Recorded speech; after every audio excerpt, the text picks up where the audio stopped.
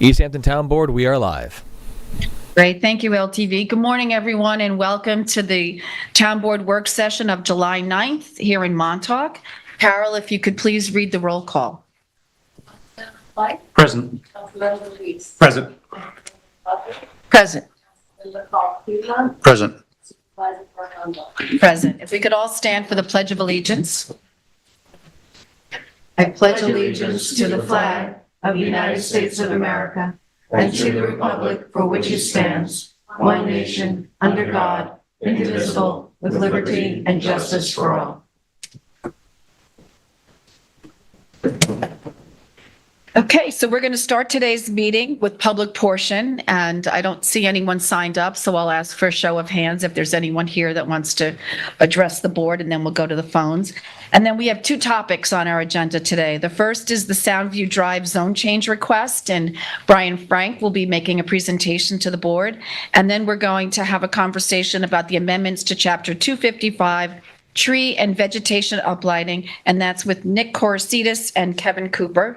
That'll be followed by liaison reports and then resolutions. So I guess I'll start with a show of hands. Is there anyone here that would like to address the board?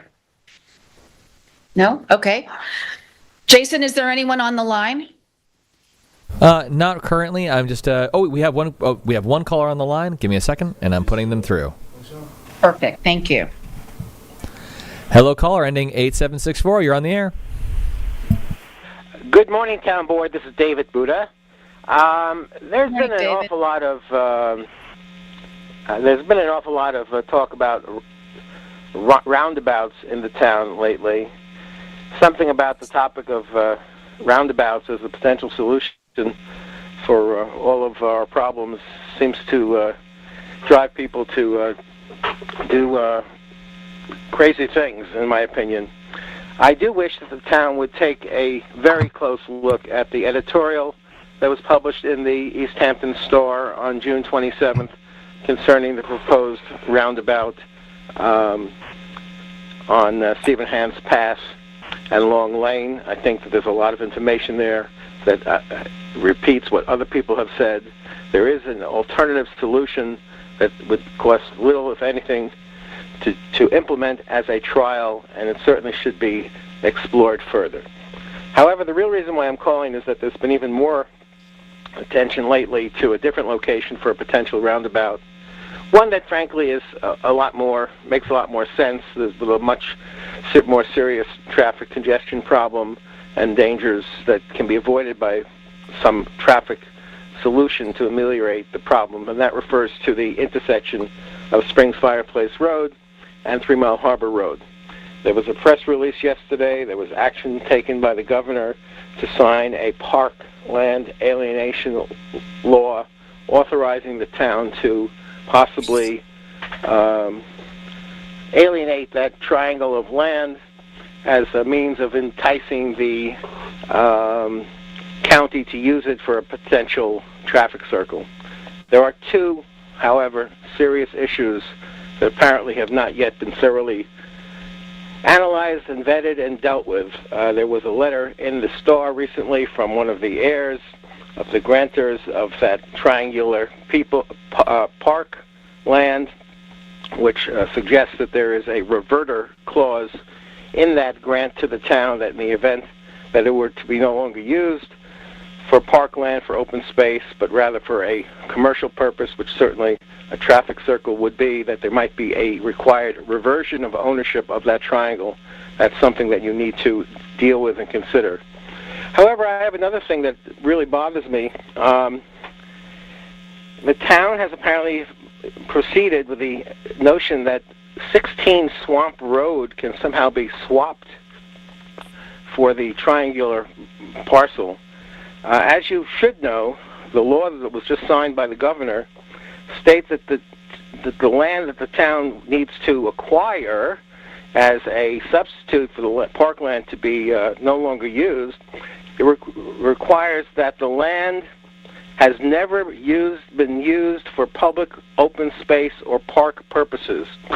16 Swamp Road was purchased not by the town, but by the town CPF fund.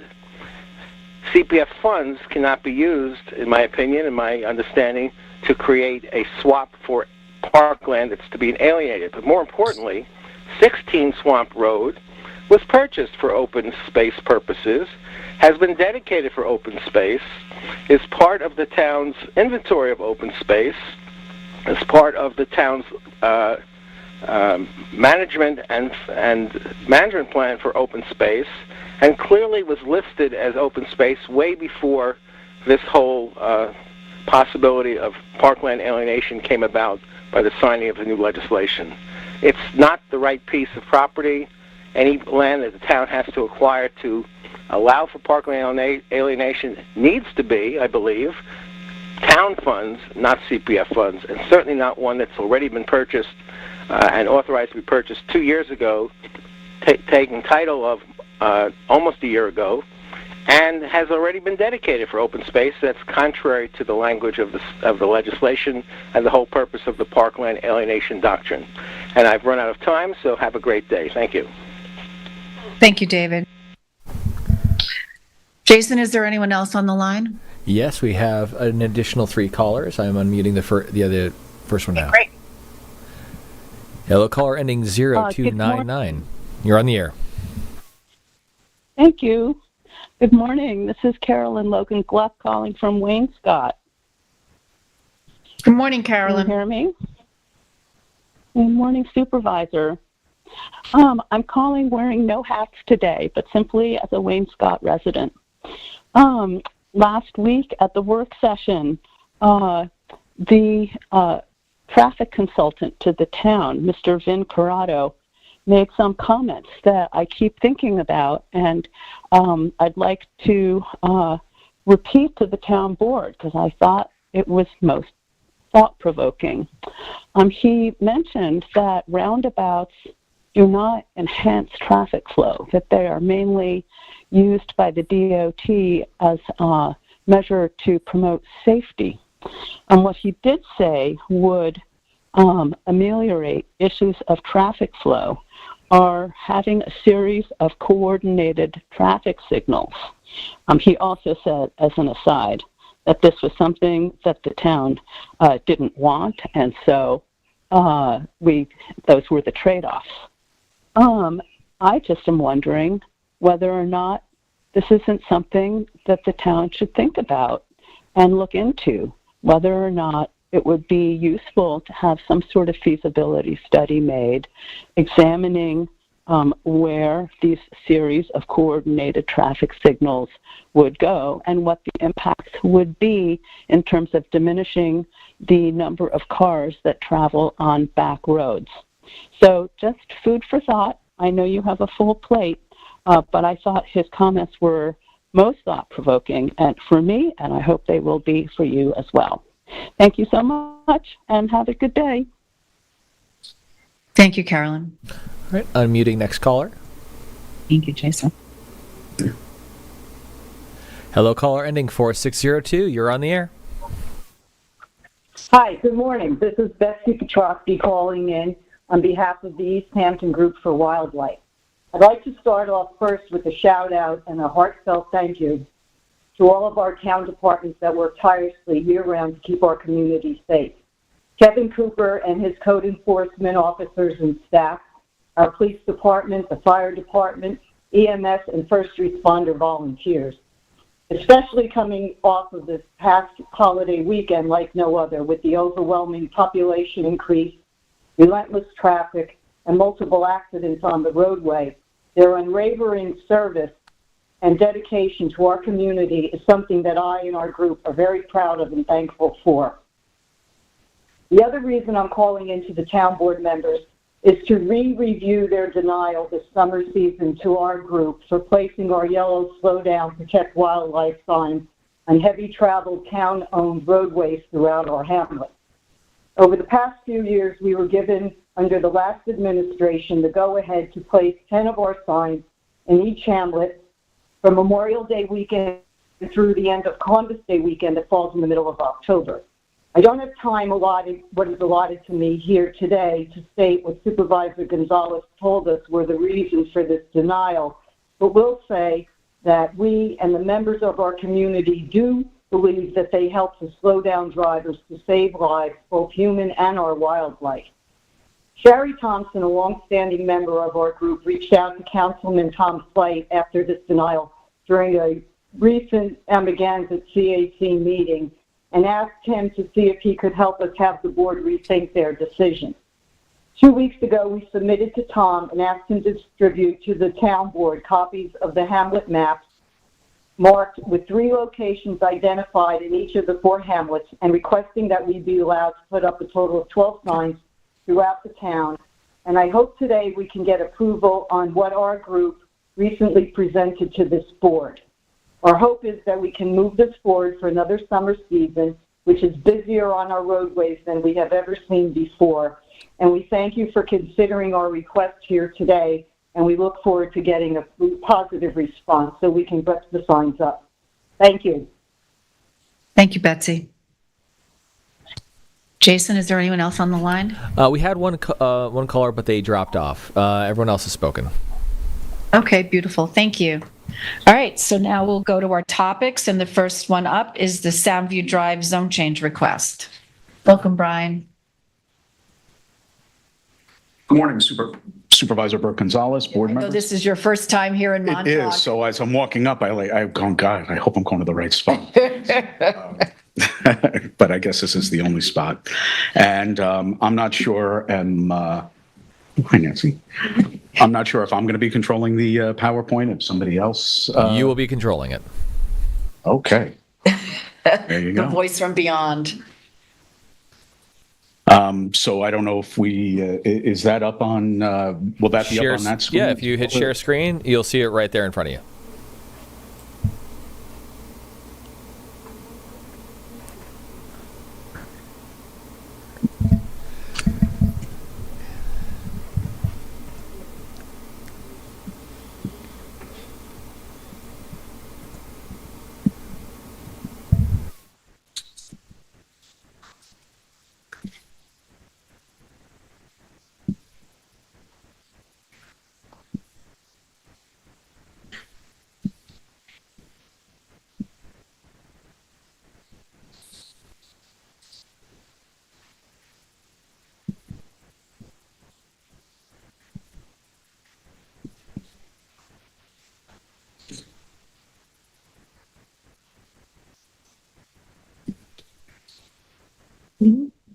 Okay. Sorry about that. No worries. Different interface than what I'm familiar with. So I'm here to discuss the coastal erosion overlay zone district change that's been proposed for 4 properties at what is the western spur of Soundview Drive. As you know, I'm the chief environmental analyst with the town. I've worked in this area for a long time.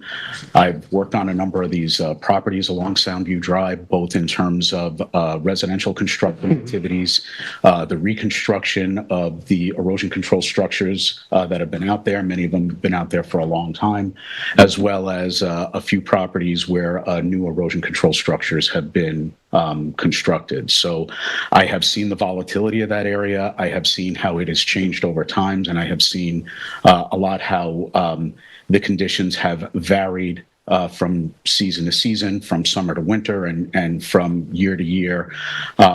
Sometimes related to the dredging cycle at the Lake Montauk Inlet. As you know, the west side of the inlet is the preferred and has been consistently the dredge deposition location more often than not for at least the last 20 years, if not longer. And that does play a role in the sediment movement that occurs in that area. Brian, when you say you've been with the town on this for a long time, can you just quantify that? How long you've been Sure. working on it? I've been with the planning department for 30 years.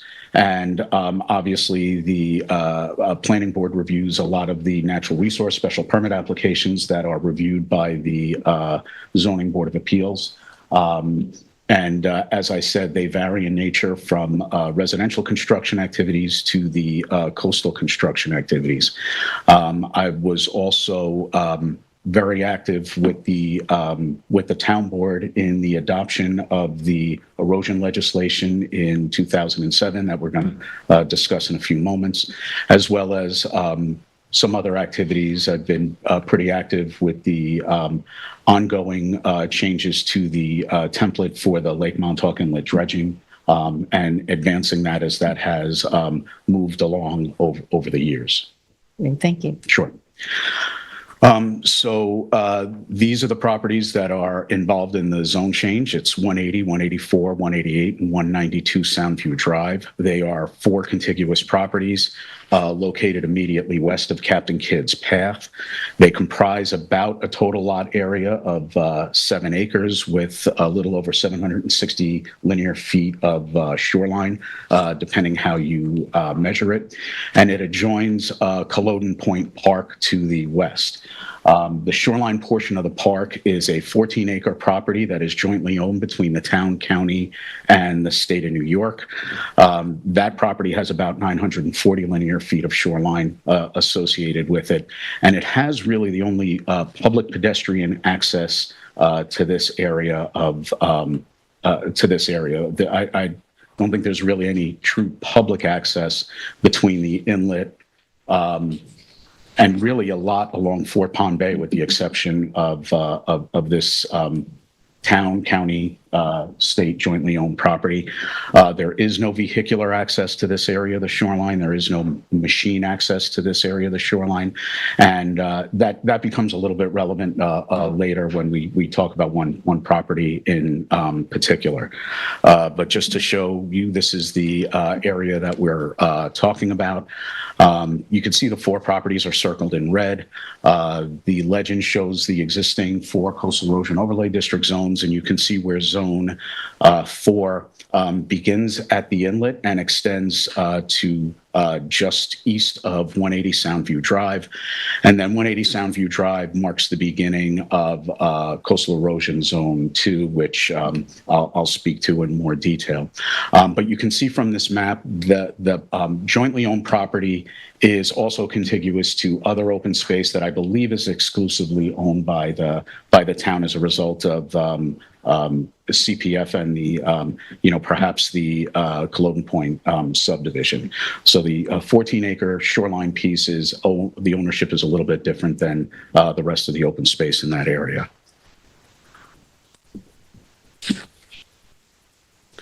So this is a close-up view of the 4 properties. It is not current, but it's recent. This is from our 2023 aerials. And again, you can see that the existing coastal erosion zone is in purple in front of these properties, and in gold or yellow to the right of it, to the east. So these properties were identified in the LWRP as coastal condition 1. And at the time, our flooding and erosion section of the LWRP, which was adopted in 2001, had identified 3 coastal conditions along all of the town shorelines.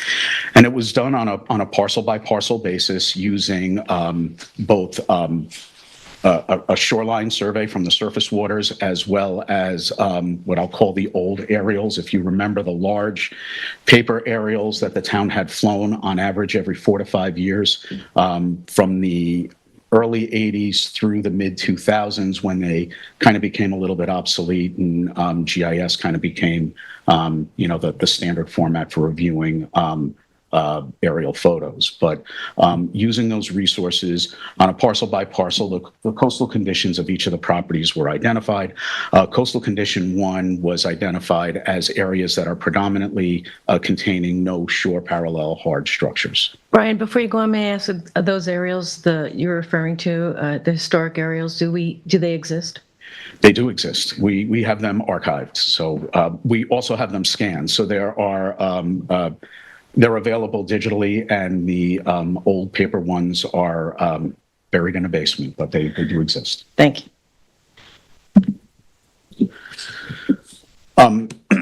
Those three coastal erosion zones were revised to be, or those three coastal conditions rather, were revised into the coastal erosion overlay zones that exist today. And a decision was made to kind of pare out the ocean from the rest of the shoreline, establish that as coastal erosion overlay district zone 1, and then make the other shorelines of the town, or other, mostly north facing, but it applies to Georgica Pond as well. Mostly north-facing shorelines to be in coastal erosion zones 2 through 4, again, depending on their condition as they, and I'll get to those definitions in a moment. But the legislation that adopted the coastal erosion overlay district zones was adopted in 2007. It was the last piece of legislation that was required for the state to accept the town's LWRP. So it's often mentioned, I think I said 2001 before, but I actually think it was 1999 that the town adopted the LWRP, but it wasn't accepted by the Department of State until it had that local erosion component, of which the coastal erosion overlay districts were a big part of. They were subject to public hearings. By that point, a local law had been established by the town board that on any zone change for a property owners were going to be served public notice in accordance with 255-9-30 of the town code, which I believe requires 30 days advance public notice by certified mail prior to hearing date, notifying an affected property owner of a change of zone. So there were public hearings for the coastal erosion overlay district zones. I believe that they occurred in 2006, and that legislation was adopted in 2007, and the LWRP was accepted by the Department of State at the end of the year of 2007.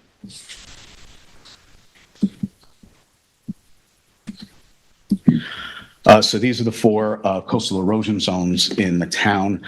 I'm not going to spend a lot of time on this slide because I expected that this slide would be a little busy and hard to read on the screen, but I really want to compare the differences between coastal erosion zone 2 and coastal erosion zone 4, because that's what this board as a legislative body is being asked to consider as a change. So unless there's a desire for me to linger on this slide for a moment, I'm going to move on to the next one and just kind of go over what the classifications are for the 2 coastal erosion zones that we're here to talk about today. So coastal erosion overlay zone 2 is defined as bay coastal zones, including bluff dunes, beaches, and nearshore areas, which is predominantly free of erosion control structures.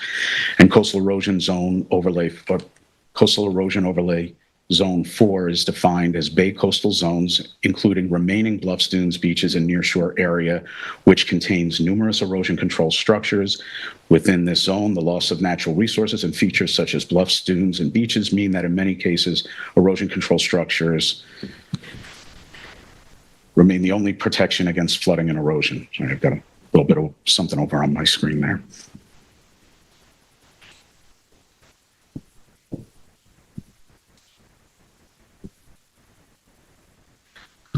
And it's the planning department's opinion that the properties that we're being asked to consider here today are much more accurately and properly defined as coastal erosion overlay zone 2 than they are coastal erosion zone 4.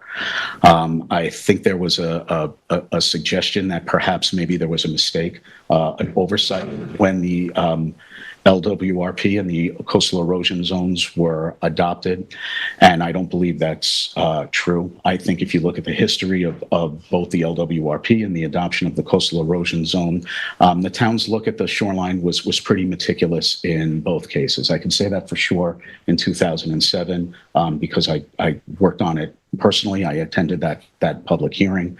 I believe it's fair to describe that as accurate as 2000 and for the LWRP as well. There were a lot of public meetings associated with the adoption of the LWRP, a lot of subcommittees involved, and it was I also believe subject of a public hearing before it was adopted and made part of the comprehensive plan.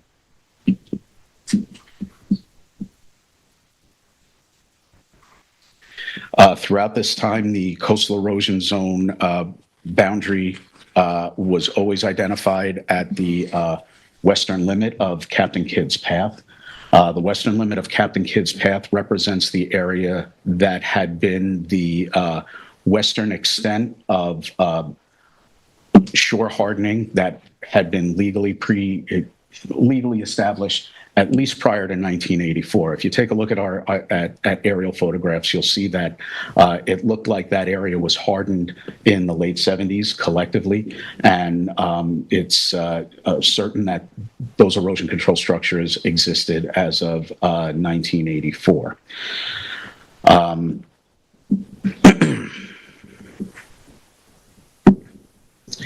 These properties that we're discussing now are much more accurately considered as part of the eastern extreme of almost 8,000 linear feet of shoreline that is completely free, that I know of legally existing erosion control structures. That extends from the western terminus of Captain Kidd's Path, extends around to the west and south along Fort Pond Bay to property on Firestone Road, which is in Overlay Zone 3, and that continues for a stretch and becomes more varied then. But almost all of Culloden Point itself, if not all of Culloden Point, is in a zone that doesn't have any existing erosion control structures and is properly classified as Overlay Zone 2.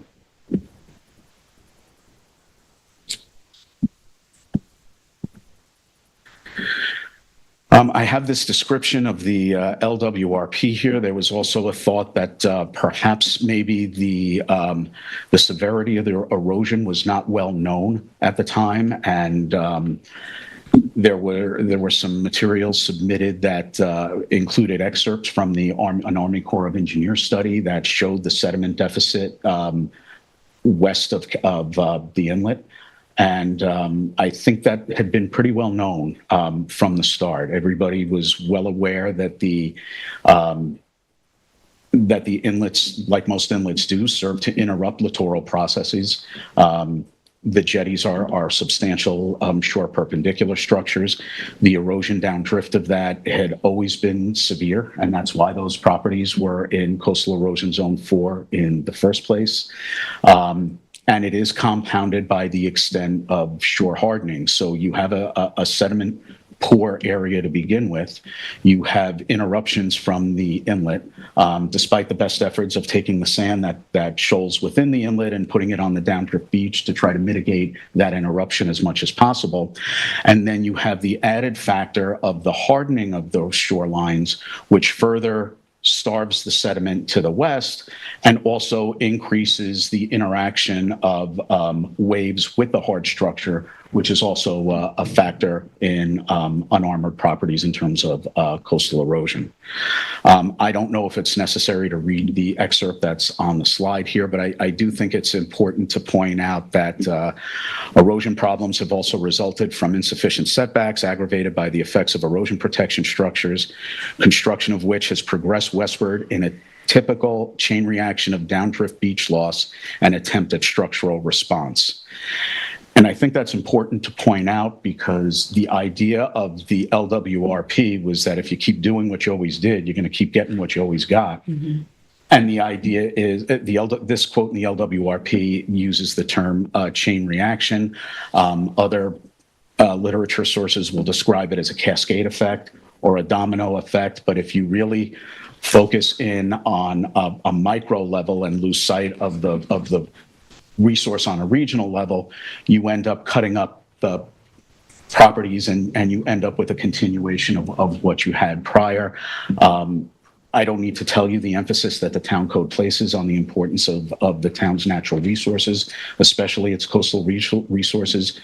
Huge emphasis on beaches, but also an emphasis on dunes and bluffs, and trying to retain both their natural protective features as well as their habitat and aesthetic values as well. It's a part of it's a big part of the town's identity, both economically, culturally, recreationally, and I'm sure I'm not telling you anything that you didn't already know by saying that. So this is the area. I'm sorry. It's a little small on the screen there, but I kind of wanted to be able to get the whole area that I mentioned earlier on one slide. So not me, because I can't see that from here, but you're a little closer. Hopefully you can see where coastal erosion zone 4 on Soundview Drive is located. And you can see where zone 2 begins, again, just west of Captain Kidd's Path, and extends west and south along the shoreline to about Firestone Road. Again, that's roughly 7,800 linear feet. You could you could make that linear footage longer if you follow the various crenellations and coves and indentations in there, but it's an approximation, roughly 8,000 linear feet. And within that area, there are no erosion control structures, at least none that are documented or that I'm aware of.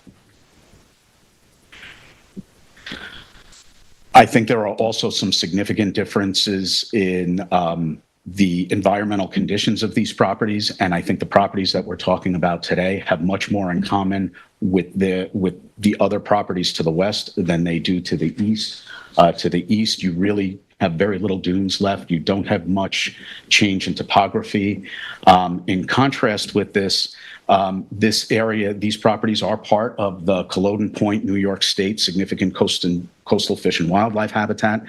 That area has been described in the Natural Heritage Program's narrative for that significant habitat as a relatively uncommon ecosystem type on Long Island with varied knob and kettle terrain, providing excellent habitat for several species of fish and wildlife. It's also located within the Lake Montauk scenic area of statewide significance, and it's also in proximity, or it is one of the National Registers of Historic Sites because of its proximity to the shipwreck, the HMS Culloden, which is a British Revolutionary War ship that is wrecked off the point and remains a popular dive site to this day. So just an example of where the Culloden Point significant habitat begins. It's that blue area that you can see on the map. Again, the properties that we're here to discuss are circled in red so they don't get lost on the slide.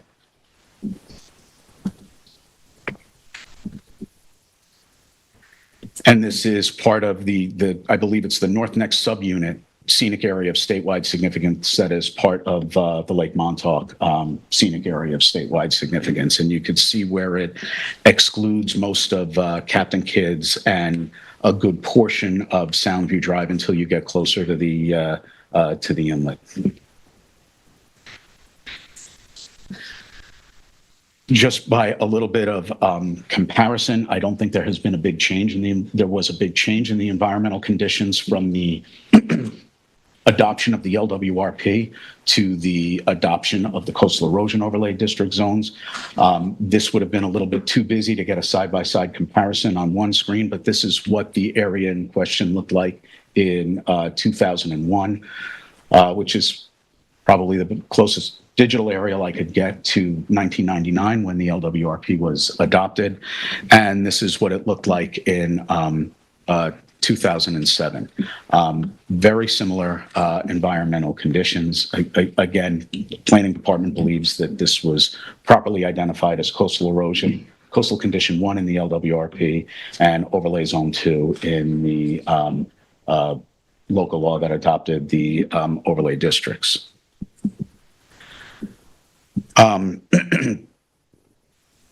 If the zoning board wants, pardon me, of course I have it. The town board wants to pursue this further. There are some requirements that the town board has to follow in conjunction with any zone change application. And another added layer, since this is a coastal property, but the town will have to comply with SECRA. The planning department believes that this is going to be a type 1 action under SECRA because the properties comprise more than 25% of an area that adjoins parkland and a historic site. There are obviously public hearing requirements associated with the zone change. The planning board is required to provide written comments prior to that public hearing if the town board chooses to have one. And because this is a coastal property, the town board will have to evaluate this zone change with compliance with the LWRP, with Chapter 150 of the Town Code. And we could discuss that more in a little bit of details. But before I get before I stop and yield for question, I did want to comment on something that I know was part of the presentation, and it had to do with 184 Soundview Drive in particular, because Alice made a comment about the 2-year time period it took to get a permit. And I would have liked for Aram to fill in the blanks a little bit, quite frankly, about the history that's involved there. There were some physical challenges on this site that I've never seen in a coastal restoration application before. So the machinery had to squeeze between the east side of the house and the property boundary where it's not flat, and there's a lot of vegetative screening between that and the adjoining property. Brian, could you I'm sorry, back up a little bit Sure. for me, and just tell us what coastal erosion structure you're now describing, where it's at? Well, my cursor is over the property, so it's not a structure that I'm describing, but an application for coastal restoration that had some very unique challenges that I've quite frankly never seen before. Part of it was squeezing the machinery along the eastern property line, which is not flat and well vegetated. The top of the bluff is vegetated, so once that got to the shoreline, it kind of had to clear vegetation along the bluff crest and dump the sand from the top of the bluff. And then because there is no vehicular or machine access to the shoreline, it involved hand grading that dumped fill by hand. I had a lengthy meeting with Aram's partner on site to discuss the logistics that led to revisions of the application. But as you know, the planning department does have an expedited coastal administrative natural resources special permit for coastal restorations. And as much as we wanted to kind of expedite a coastal restoration on this property, the amount of disturbance that was necessary, we collectively as a department felt that this really needed to be seen by the zoning board. This was going to be, I hate to use the term invasive, but physically disruptive to the property. It's also not flat. Seaward of the house, there's that kettle. There are depressions that has that knob and kettle topography that the significant habitat narrative described with the state significant habitat.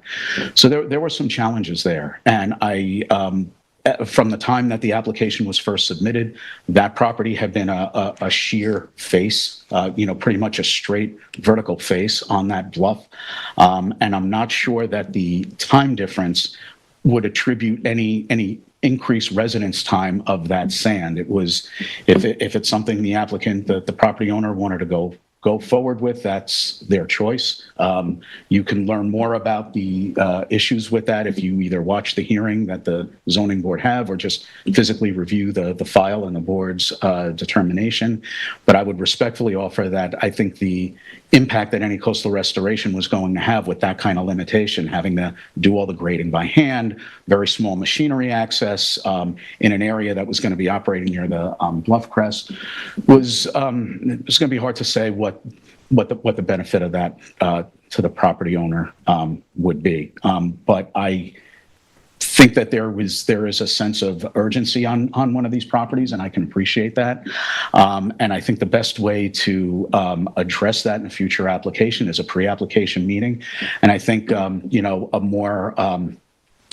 more candid discussion of the factors affecting that property, which would be warranted in a land use application than maybe in that of a discussion by a legislative body. So, Brian, just step back for me for a minute. There is an avenue to put structure on this property that exists in the town now? Yeah, I'm gonna. Well, yes. If I'm making you jump ahead, I'm sorry. No, that's fine. The prohibition against erosion control structures in Zone 2 is not absolute. There is relief from that Either way, it would require a natural resources special permit. In coastal erosion overlay zone 2, it does require a variance too, because it is a prohibited use, but there is relief from that prohibition with a variance. And that's pretty much where I'd like to stop now and see if the board has any questions on any of the material that I've covered or anything that I've given you in writing that I could try to answer. Thank you, Brian. I mean, it's an excellent presentation. So thank you, and thank you for the time you've put in over the course of the last 30 years into looking and protecting the town as a whole. This is a problem that we're going to see in different forms elsewhere as we face more and more coastal erosion from whatever factor people attribute it to. For me, climate change is a key driver there. We obviously, as a town, have taken actions in some locations to remediate those effects in different forms. Downtown Montauk, kind of seeing the most visual example of that as a reason. And, the factor for that basis was, when you look at it underneath, was environmental. We had the Lighthouse project completed last year that, we acclaimed as well as huge, phenomenal success for these things that are key to the town as a whole. I mean, Montauk without the Lighthouse or its Ocean Beach is very challenging. That history of those areas is important. I also think that, the history of why this was initially classified as a Zone 2 area is understandable. I think those that came before us in these jobs and kind of making those decisions in yourself, they had logic behind doing it. I guess my key question to you here would be, if you believe that a variance would be possible through the ZBA, and given that the ZBA board members would be receiving information from you and helping them make that decision, what information are you not giving us today as a board that you would be giving them? That's an interesting question. I think a lot of what we would give a land use board is more of the site-specific detailed history of not only this property, but the properties that adjoin it too, because any place you have an armored shoreline meeting an unarmored shoreline, you have a potential, and realistically, almost, especially in a active wave climate, you've got a potential hotspot for erosion. So how that is managed, and in terms of the possibilities of the variance, that's hard to say without an actual land use application, and that decision is made by the zoning board. And I don't know that it would be right for me to kind of prejudge any decision that they would make. Bless you. By saying yes or no, to be blunt. There are some real challenges here, and there's obviously some real issues here, and any land use application would kind of have to really dig deep and kind of address them in detail. So, I mean, and I don't want to summarize what you're saying, just the level of information that you'd be providing to them to make that decision is more significant than we're receiving here. It would be different. This is a legislative body. You're asking to look at a law change. The zoning board would be looking at a land use application with the lens of the special permit standards, and again, a lot of site-specific details that probably have not been prepared yet by the applicant in terms of everything. Where a structure would be located, its size, its access, its maintenance, a suite of moving parts that need to be identified. Right. And then just, I guess my other kind of question is, and I've walked the site down there, I've seen it, and I've known the area for years. The structure, there's some structures that were put in early as part of a project, and a later structure was put in by a homeowner, I understand. That last input has exacerbated the impacts to the west of that location, consistently. And I know we've seen the 2001 and the 2007, and now we're 2023. I mean, there is serious cutback happening in that area. in terms of preserving properties and even longer term infrastructure behind it, we do have, as you say, that's the only access point to the Culloden Park back there. And I think the other history we missed out with the Amistad Landing was there as well. So it's a huge, important historical significance to the town as a whole. So protection of that area and access to that area is key. How has that kind of factored into planning's decision, again, just protection of the history of the area? Well, I think, the question we were trying to answer today was a mistake made in the past in classifying this as coastal erosion zone 2, or is it more accurate to call it a different coastal erosion zone now? And I think in both cases, the answer is no. So I just want to also say, Brian, the reason that we're taking that question on is because that was offered by the agents for the applicant as the reason for asking for the code change, that there was an initial mistake made. So that's why it was brought before the board, and that's why the planning department is addressing that now, correct? That is my understanding, correct. Brian, can you give me a little more history about 180 Soundview, actions taken there, legalities and stuff? Well, again, this isn't a land use application, and it's not a compliance or enforcement. This is legislative. I don't know how much detail it's appropriate. The impact of 180 on 184 is unavoidable. But the extent to which it's appropriate to discuss it now, I'm a little unsure of it. I'm going to defer to your attorney on that. Error was made when the zone established. That's the question really for the board, whether or not that error, or if there was an error, should be addressed with a legislative action by changing the zone. I'll take that offline then. Thank you. One question for Rob. Does it have to be an error, or could there be a change of circumstance, in that the erosion that we're seeing happening is different today than it was then? The question is before the board. The board is considering whether or not there was an error when that was drawn. That's what's before the town. So yes, that's my understanding of what's before the town board. And again, I did, receive that information from the agents for the applicant that they believe that a mistake was made, and that's why they brought it to the town board. I also just want to highlight for the applicant the time frame of this kind of process is not. We discuss it, we come to consensus, we hold a public hearing, and that's all there is to it. I just want to make sure that the applicant understands that and has been advised of what a secret type 1 action entails, what an LWRP consistency entails, because it's a zone change. So that's also, I think, it's important that I know that the applicant understands that process as well. Can we describe that process? Yeah, I think, Brian, you walked through part of the process, but if you want to talk about a type 1 action process for a CEQA determination that would have to be made, it's not just for this zone change, it would have to be made for any zone change, a code change requested.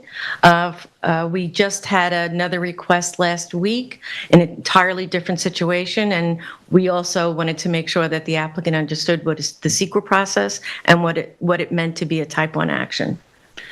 So if this is a proceeding as it is a type 1 action, it does require a full environmental assessment form, not a short form. It requires coordinated review with the other involved agencies.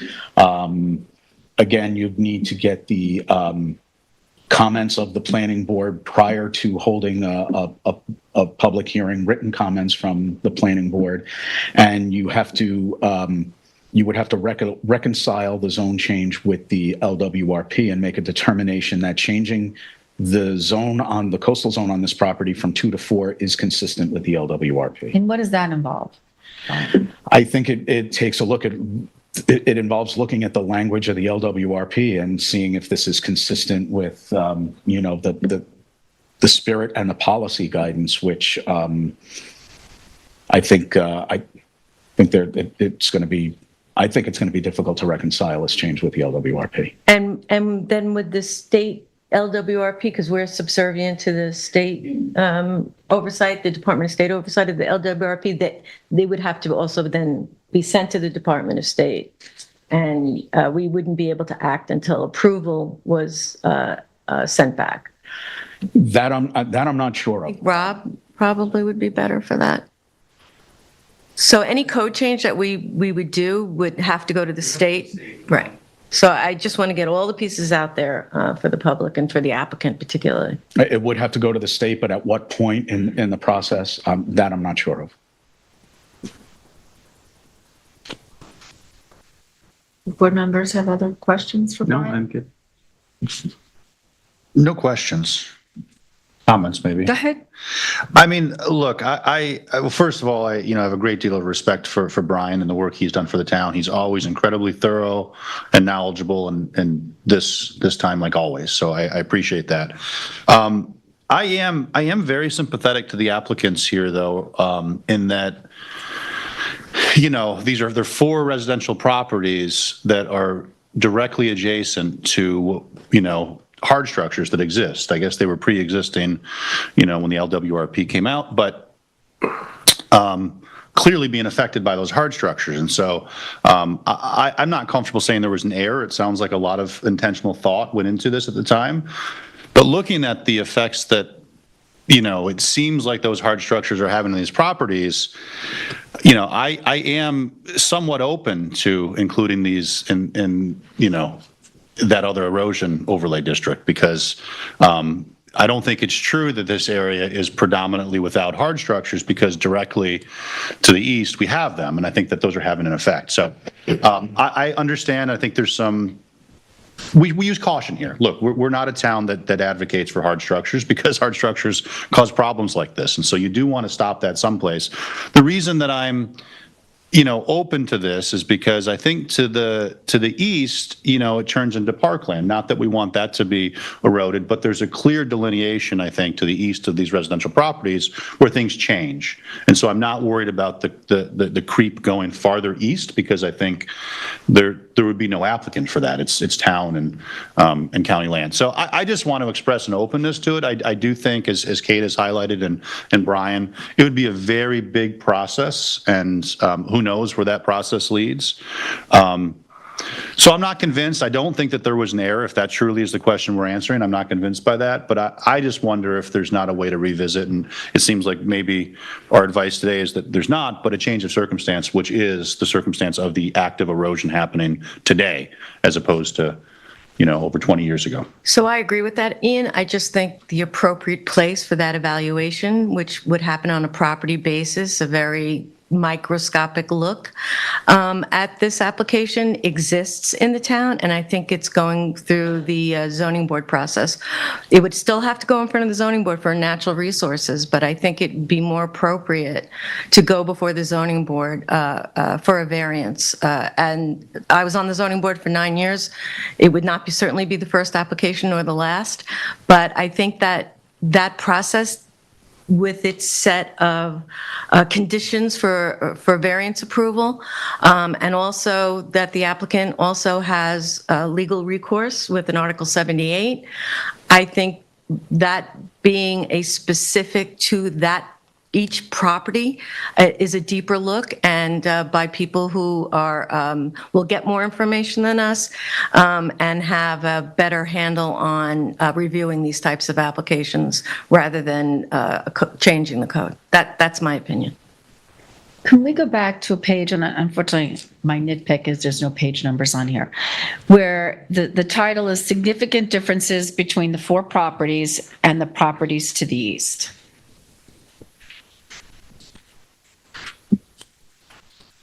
Yeah. Could you just go through that slide again, Brian? Sure. So these 4 properties are all either wholly or at least partially. If you take a look at the lines, remember the significant habitat boundary lines were were drawn by hand before there was GIS, so I don't think the overlap is complete, but they are either wholly or partially at least located within the Culloden Point, New York State significant coastal fish and wildlife habitat. And there's a lot more to that habitat than just the bullet underneath it about it being an uncommon feature on Long Island. It is a prominent headland. That habitat along Culloden Point is described as an important seal haul-out area. There is an active bank swallow colony on the face of these bluff on at least one, if not more, of the properties, and there have been bank swallow colonies on 180 at one point in the past too, prior to the construction of that erosion control structure.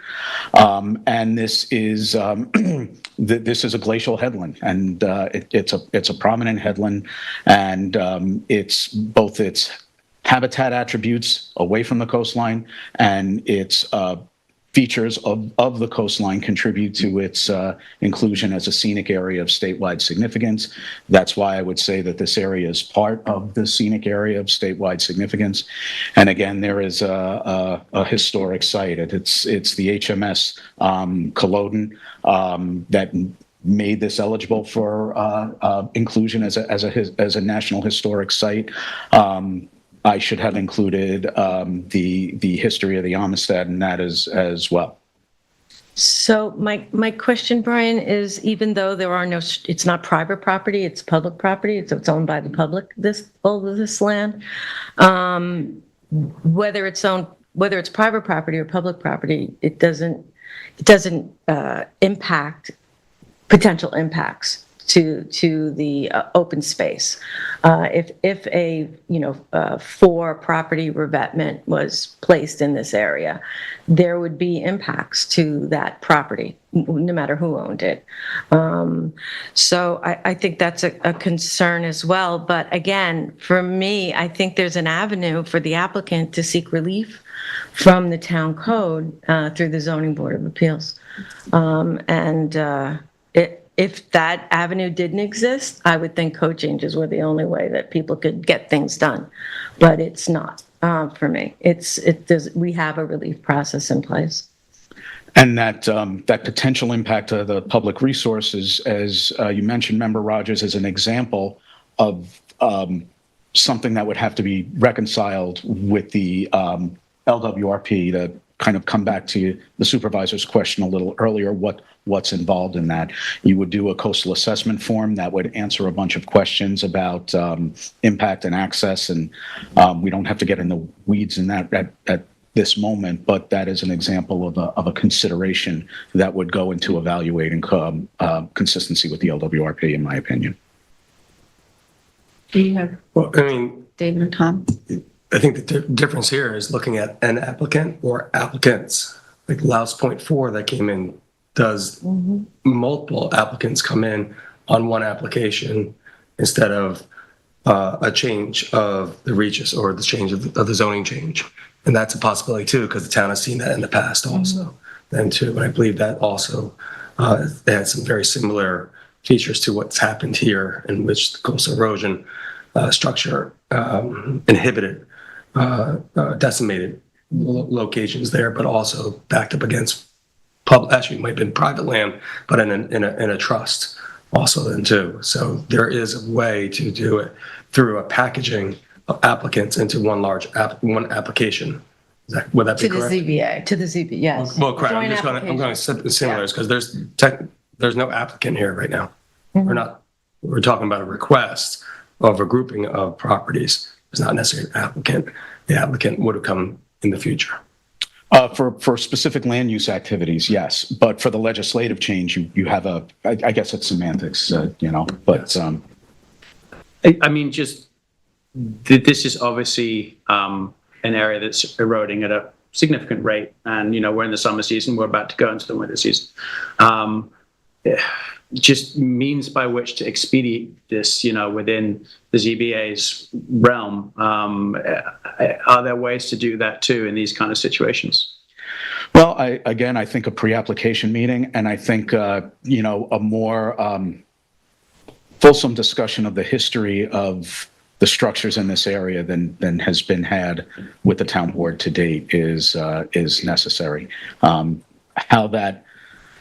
Any transition is managed from a hardened to natural shoreline is paramount here to what happens to the resource, or whether you have, as the LWRP cited, a continued chain reaction. If you harden to the west, does that just continue until you get to a spot that the town decides to sacrifice? Yeah, maintenance too. I mean, there's a lot of issues that when you have a mitigation is discussed at the zoning board level, maintenance is discussed at a zoning board level. And I think those are all very important aspects of any hard structure to have discussed and agreed and approved. So if I look at the simple scope to what our council has stated, that we're going to ask for a question about there's a mistake here and back in 99 into 2007, I don't see that, but it leads to another question that will probably come up. Why not go forward with a potential zone change? So as far as the scope that we're looking at right now, I don't think there was a mistake back then. But I think, as Ian was alluding to, there should be a discussion also. This is an appropriate location, either for what avenues going as individuals or as a zone change.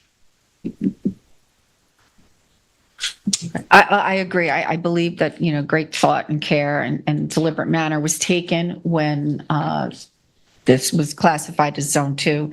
I don't believe an error was made. So, is there anything else, Rob, that we need to answer at this time? Not just whether the board is going to address this. The next steps will be deeper. Typically, you speak at the beginning of the public comment, but I'll let you come to the podium, sure.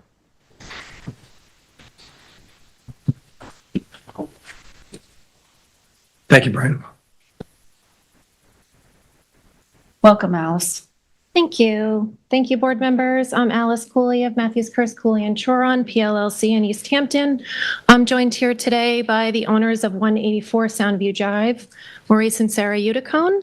I'm also joined by the owner of 180 Soundview, Rich Appel, and Aram Tertunian.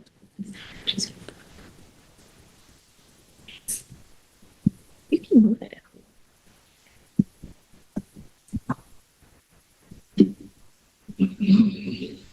Thanks. So thank you so much, and thank you, Brian. Can we take this down, Nancy? It's frozen? Oh, there you go, Nan. So if you could, can we try to take it down so it's not on the screen? Oh, great, beautiful. We'd like to thank the planning department for their thorough analysis, and given our short time frame to review it with the holiday weekend before you decide on anything today, we would actually ask that you put us on your agenda for your 7/16 work session so we can respond more thoroughly to some of the points raised. It won't surprise you to hear that we disagree with the report's conclusion, but there are actually many points upon which we do agree.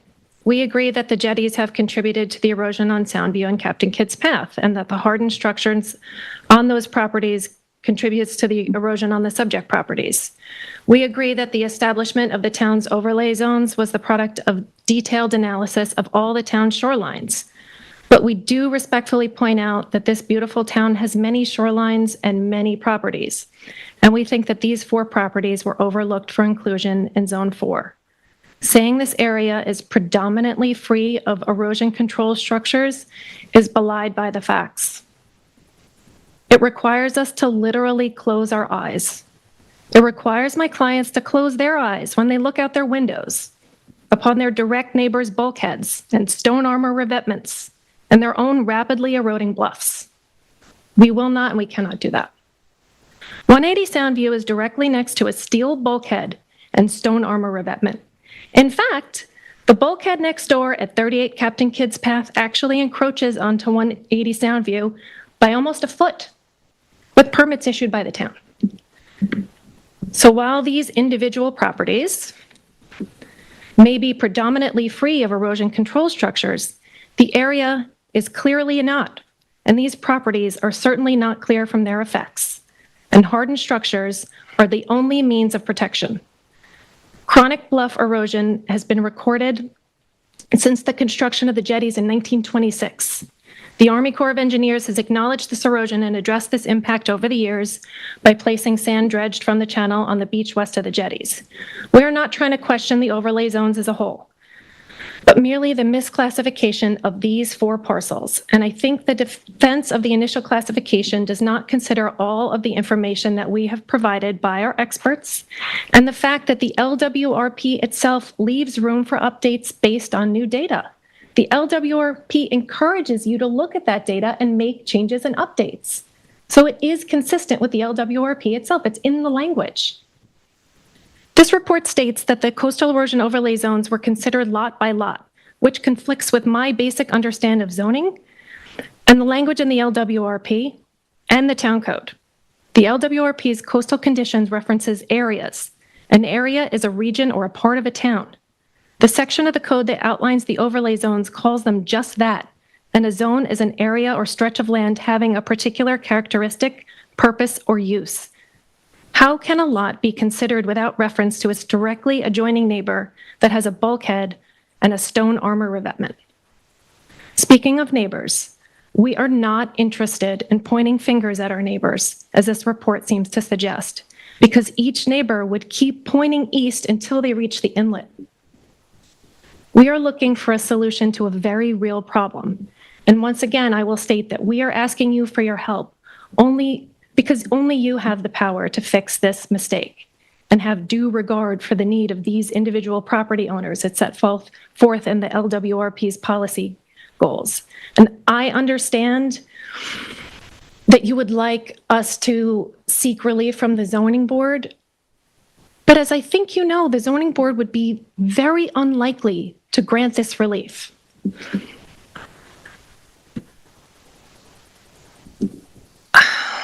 Wouldn't you still need zoning board if it was allowed, if this was changed to coastal overlay 4? You still need an NRSP and zoning board? I'm sorry, can you say that again? Wouldn't you still need zoning board approvals if this was switched to coastal overlay 4? Absolutely. We would need a natural resources special permit. We would need to present a plan to the zoning board that would be thoroughly reviewed by the planning department, that would have to meet all of the criteria that that would have to be thoroughly vetted and be the best possible solution for each of these sites. I'm sure that the planning department and the zoning board would encourage all of the applicants to apply together so that they could protect all of the properties in unison. However, a natural resources special permit is a permit that is granted as of right if you meet the conditions. A variance is a release valve under zoning. It means it is not permitted under the law. It is not permitted. And what we are saying is that it should be permitted here. It should be permitted because these properties are exactly situated as their neighbors. And if you don't have any questions for me, I will turn it over to Aaron because he has more technical comments. Gonna take them and come back? Or are we? No, listen, we're here.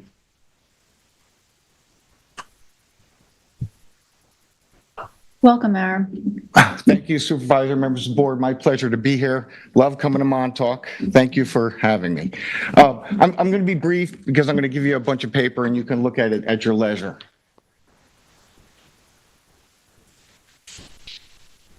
Thank you.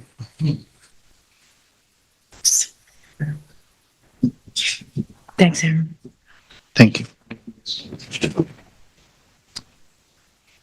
So, Larry Penny taught me Occam's razor. For the clerk and the Oh, I'm sorry. attorney, or no? All right. Yeah, I'm going to give them mine as soon as I finish. I'll give them mine and I'll share with Kate. Oh, I'll do it.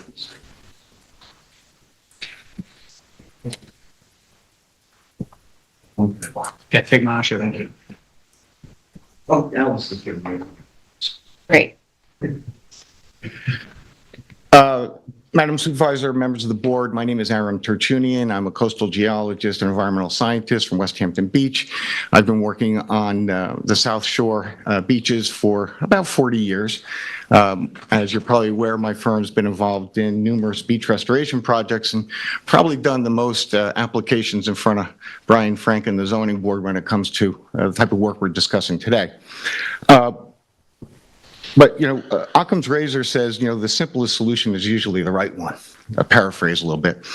So what I did when I reviewed the report was, I went to this lot by lot basis. That's really not the way. Each lot was inspected, but a decision wasn't made on each lot, as was pointed out by council. And so what I did was I took the aerial photos from 2001, 2004, and 2007, which is I've handed to you. And what I did was I looked at the whole shoreline and how much of the shoreline had structures and how much didn't. And in 2001, 42% of the shoreline in coastal overlay zone 4 didn't have structures. And even as recently as 2007, 35% didn't have structures. So clearly, they don't look at lot by lot places. They inspected each lot within the context of the overall coastal compartment. And what I'm asking you to do is to change your mind, because you already stated you didn't think a mistake was made, but I do. Look at the shoreline here. It's generally an east-west shoreline. Yes, our properties are on the cusp at the terminus of that west end. But if you look at the other shoreline in zone 2, it's a north-south shoreline. It's a completely different orientation. This is a common coastal compartment. The Army Corps of Engineers terminated their sediment budget at this location on purpose. Dr. Mark Burns, who I think represented the town in a successful lawsuit against the Army Corps of Engineers, has done 2 sediment budgets. All of them terminate right here at Culloden Point on these properties.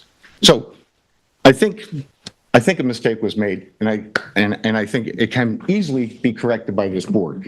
The other thing is, as council pointed out, what we asked you to do was to correct what we believe is a mapping error.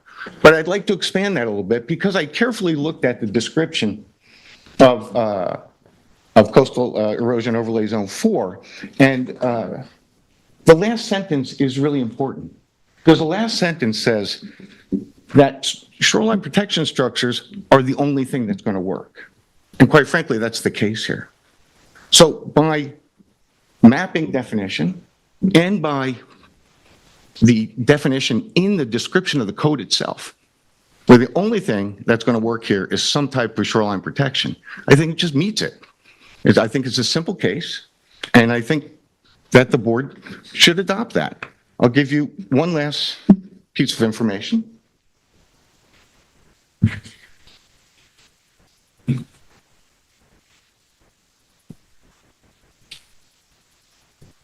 Thank you. Thank you.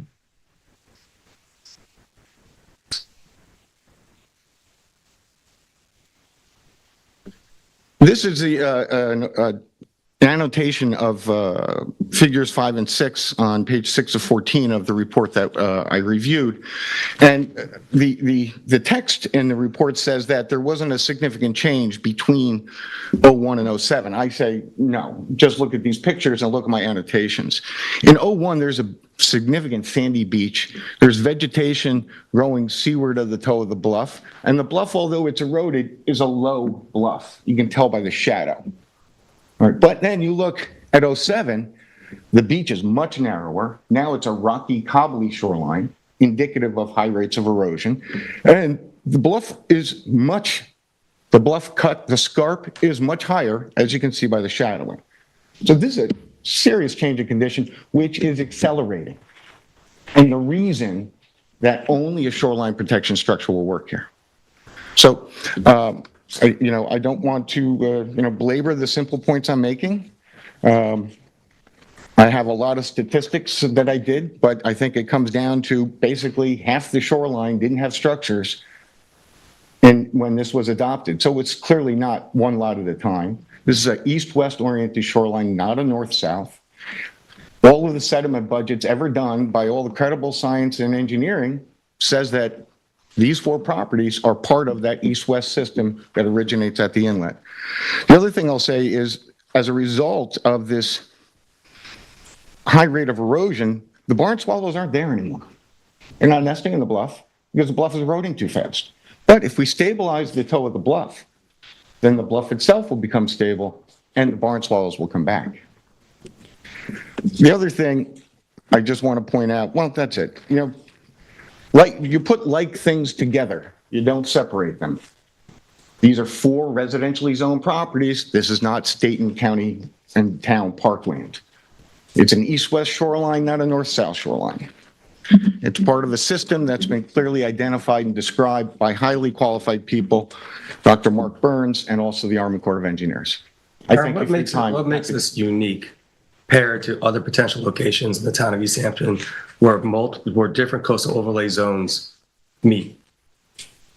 What makes it unique is that the boundary is drawn to an artificial end. It was drawn to the end of the structure. That is at 38 Captain Kidd's Pass. That's pretty pointed. That's not artificial. There's a pretty resounding point there.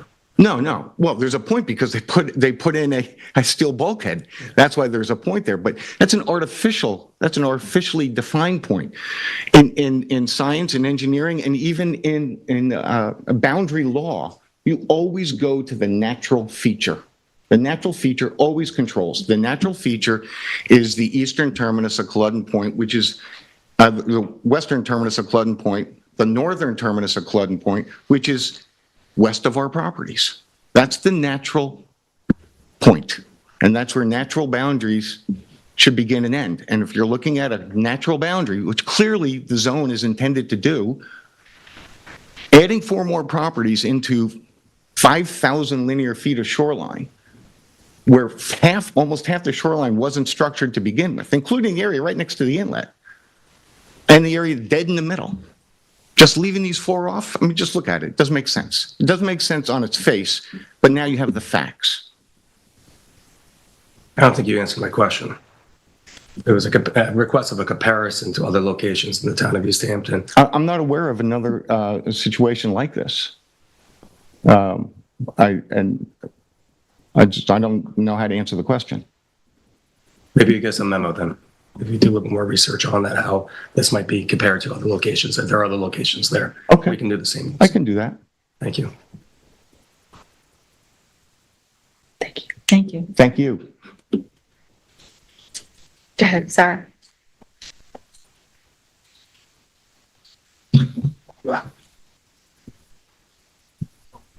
Thank you for taking the time to put this on the agenda today, and Brian, Frank, for doing the report and thoroughly looking into everything.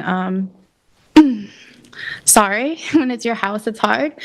Normally, I don't have a problem public speaking, but I think it's important that you know that this wasn't our first course of action. It wasn't a rushed decision. We bought our house in 2017, and we were not aware of the zoning history and everything that happened in 1984 and 1999 and 2001. I really never would have thought if a house 2 doors down from me has steel bulkheads and over 50% of Soundview has them, we wouldn't be allowed to revet a dune that way.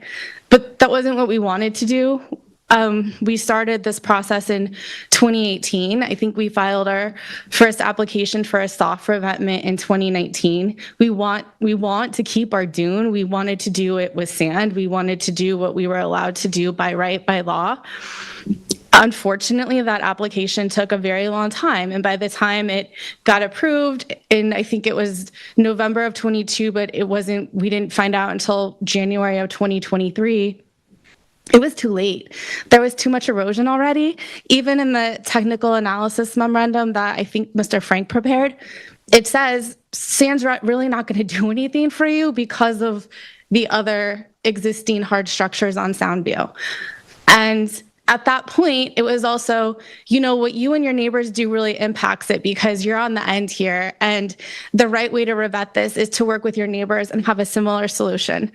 And at that time, a light bulb went off for all of us. We looked for guidance from the planning department, and the answer seemed to be, look, your whole street is zoned this way. I don't know why you're not. The best way to revet this is to put it together, bring the plan, and it's the straightest line from point A to point B to get where we need to go. We started that process when Aram and Alice first emailed John Jolnicki, who was the last town attorney, in May of last year. And now we're another year into this process, and it's frustrating as a homeowner when you're trying to follow the process, you're trying to do everything right, you look for guidance, and you keep getting pushed to another board or another option, when this clearly is something that we should be able to do legally as a matter of right, based on all of the evidence that we presented in the hearing in May. I hear you go through the process of what it takes for a zone code change. The planning board prepared a memo. We're discussing it today. We prepared information in May. There was a waterfront advisory committee that needed to weigh in, and we rearranged our schedules at the last minute and made that meeting.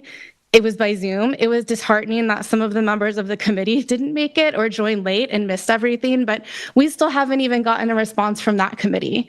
So how much longer do we wait? So Sarah, I just want to answer that because I'm the liaison to that committee.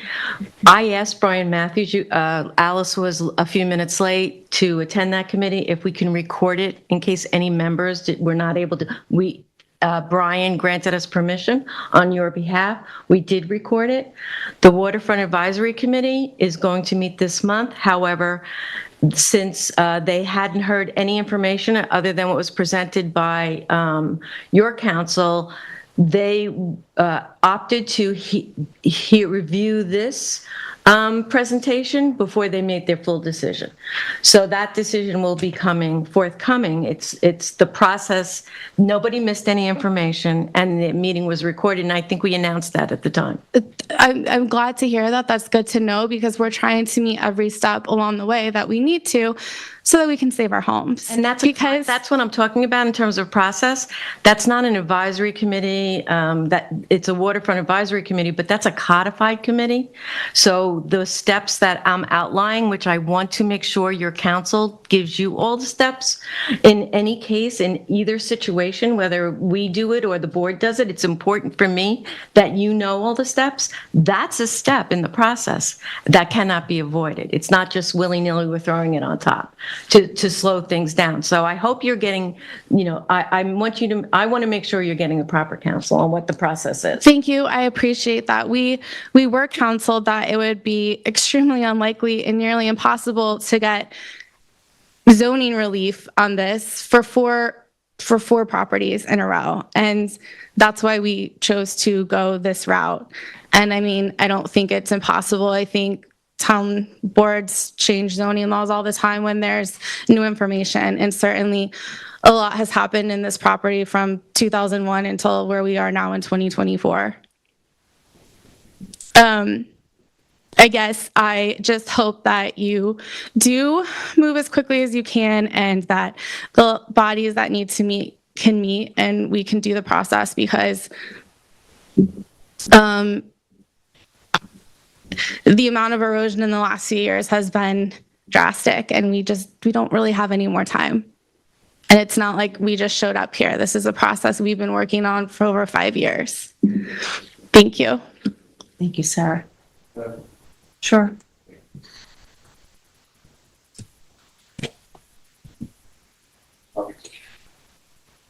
Thank you all. Appreciate everyone's time. Thanks for Brian's presentation. A lot of professionals here. Just real quick about me. State your name. I'm Richard Bell, 180 Soundview. Sorry. I was a trustee in Oyster Bay Cove 10 years, so I know what it's like to serve on a board and go through these decisions. It's never easy, so I appreciate what you guys have to do. And always rely on the wisdom of the board at the end of the day to make the right decisions. And what I just want to give you guys, that's all I really need to do. Everyone else, I think, spoke very well. Is it kind of tells a story. I took these are fresh, like just from like a few weeks. And if you start from the first page and kind of page through, I think it really tells everything. And the one thing that does show is that we don't have much time. That's what that is. Thank you.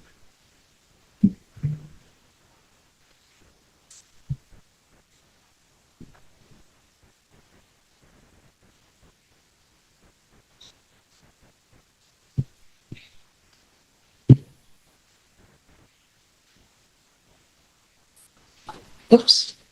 Sorry, Ian. No, just Ryan wanted to say something too. Ryan had his hand up. Madam Supervisor, may I ask the board one question? Talked about zoning, and I've been in front of the zoning board numerous times, so very familiar with the process. And I wonder if, and some of the members have mentioned, why don't you go to the zoning board? I think it may be appropriate for the town board to ask Mr. Frank would he recommend a shoreline protection structure to the zoning board? How could how could he do that without having all of the details of the structure, Aaron?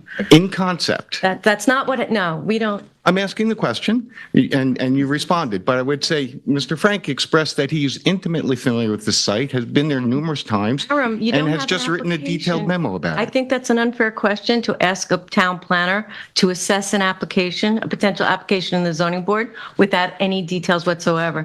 The zoning board does not have a mechanism for approving concepts. It's just not appropriate. It's also not appropriate to send someone somewhere where they're just going to get told no. You know what? That's precluding a determination. Not going to go there.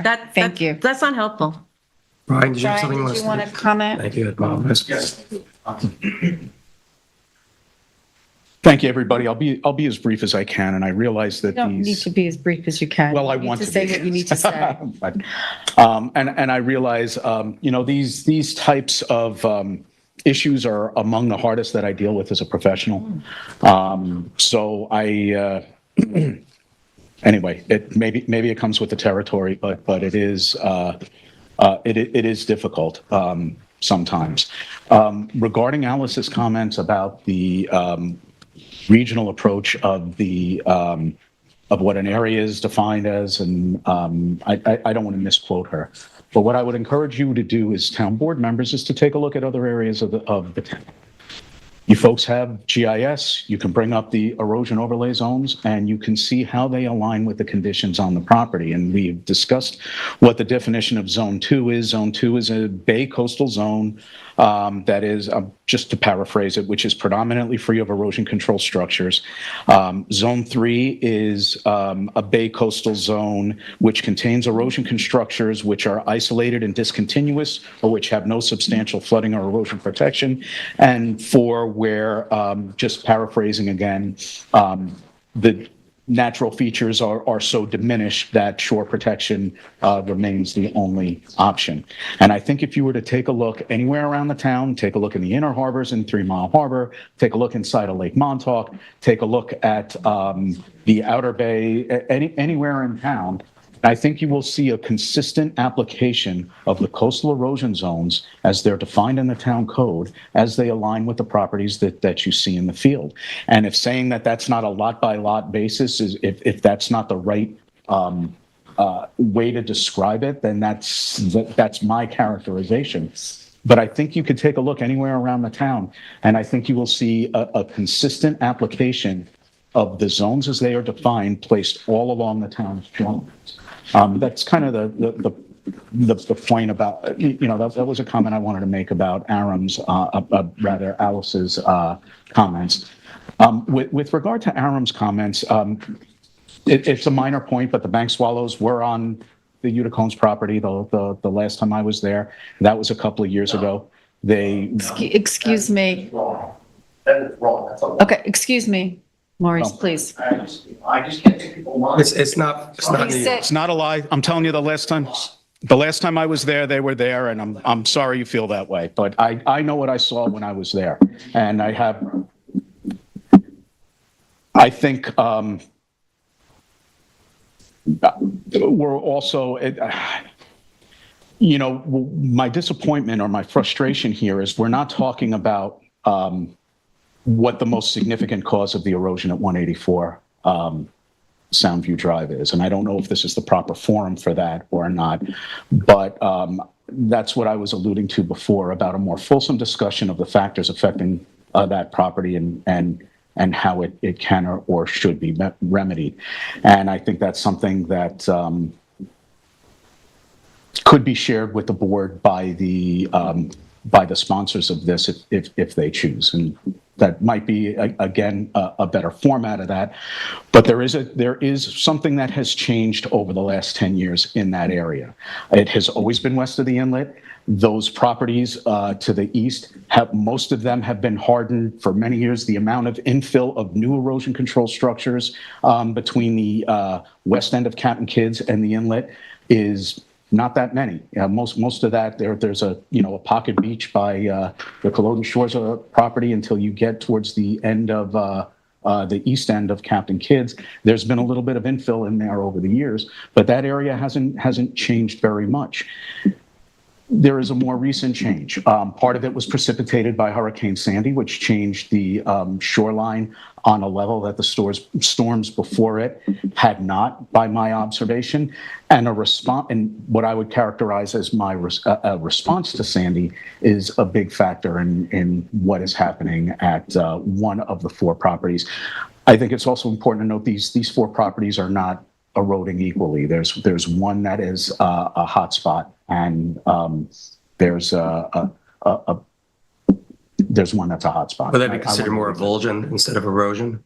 Excuse me? More avulsion? No, I would call it erosion, not avulsion. Right. I'm just going to an earlier point that one of the key classification differences between Zone 2 and Zone 4 is the absence of hard structures. Obviously, with the creation of that overlay district, you have a hardened structure adjacent to this other zone. That impacts this other zone, almost creating it as a continuation of that zone. I mean, I know it's an endless game in a sense, but that key definition difference here is very important. I think that the impact of the hardened structures to the east, in some ways, make this a new zone. Well, I think, again, if you zoom out, I know we're very focused on this area now, you'll see other areas where two different coastal erosion zones abut each other, and they have been in place since the law was adopted.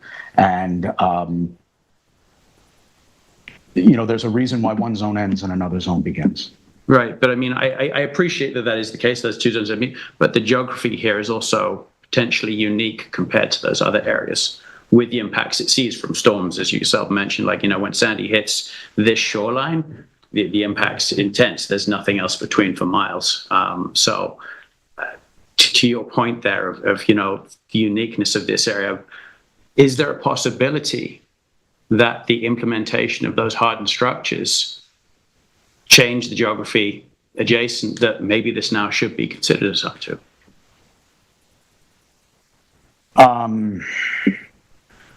Well, that's a difficult question to answer. I would say, does it change the nature of the zone, or should it change the nature of the zone? No. Should it change the management approach? Yes. Right. Sure. And then we got to wrap. Yeah, from the podium so that the folks at home can hear. I want to make brief about 180% of you again. To Brian's comments, I think what he's alluding to is possibly the job that I had. Sandy changed everything in that area. I bought the house just, 8 months before Sandy, something like that. I bought it in May. Sandy was October. Sandy changed everything. Took out, and we all know what it did, right? If I got a permit from the state to do the sandbags and the job that I did. We could argue a little bit about that, but I think what was being alluded to is that my job might have had an impact on Maurice's property. If we didn't do the job that we did, there would be no 180 Soundview home anymore. And that would go directly, I would imagine, if the house was in the water, that would probably not help Ludicone's house. And one thing about the difference between this location and other locations in East Hampton, I do have a degree in oceanography, by the way. Didn't practice it, but I do have a degree. The fetch and the angle, nor'easters come right out our two houses, right at it. I mean, when you have Gardeners Island and everything else, that does block some wave action, and there's less fetch in those homes over in Springs or whatever. But we're in a direct line of fire where we are. I mean, and you couldn't be in a worse spot. Even the homes east of us, as we already discussed, based on the north-south versus east-west angle, are not as in jeopardy. So the fact that they're hardened and we don't have hardening, and even if no one had hardening, we would be most at risk, really our 2 or 3 homes, without, just theoretically. So I'm not as expert as Mr. Frank is, but I do have common sense. And I also live there, and I see the wave action. I see what's going on. So I just wanted to make that one point, that if we didn't get the permit to do what we did 10 years ago, as Brian mentions, 10 years ago, my house would be gone. What permits did you get? We got it from the DEC. I thought it was from the town, actually, when I thought my wife corrected me. I thought it was 10 years ago. I kind of forgot, to be honest, and someone else handled the permitting. I thought it was the town, but it was the DEC. And by the way, also, I should mention, the neighbor right adjacent to me, which you could see that both stone and the steel structure. I mean, I stood under it, my cigar, to just make a point. I think it's huge. He, maybe a week after Sandy, had permission from the supervisor to put rocks in front of his house. 1 week later. And I had more damage than he did. Now, he's a little closer up, and I could understand why that was the right decision by the town to let him do that. I didn't ask for it. I just wanted more of a long-term solution. But he had a situation where his foundation was, I think it was even condemned the house for a while. So I'm glad that the town was flexible there. But I just want to make that point, because I see a little prelude going on here and a discussion off the Appel residents, but that's their structure created it. It wouldn't be a problem. That's what I sense is going to be discussed, and that's not the case. So I just want to kind of say that before it's said behind closed doors. Thank you. Thank you. Okay, so we're going to move on to the next topic. Can I say one thing, Kathy? I think it's very Ian. important. I just want to once again commend Brian Frank. And look, this is a difficult conversation, I think, as Brian said. I don't think Brian takes any pleasure of disappointing people or having an answer that's different than what people want to hear.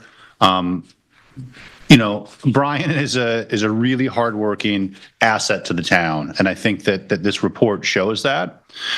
So whatever comes out of this, I really want to make sure that we all respect his integrity and the integrity of the process. There's nothing wrong with disagreeing openly. I remain open to this conversation. It doesn't sound like you have the votes on this board, so it seems like a wise thing to do would be to go before the zoning board. And I certainly recommend Dave Lisa's suggestion that you do it coordinated, because if there's one lot that does it and the others don't, I can't tell you the likelihood of success through that avenue, but it does seem like your most direct avenue at this point. Should there be any new developments, I'm open to discussing. But again, I don't think you have 3 votes right now. Sure, Alice.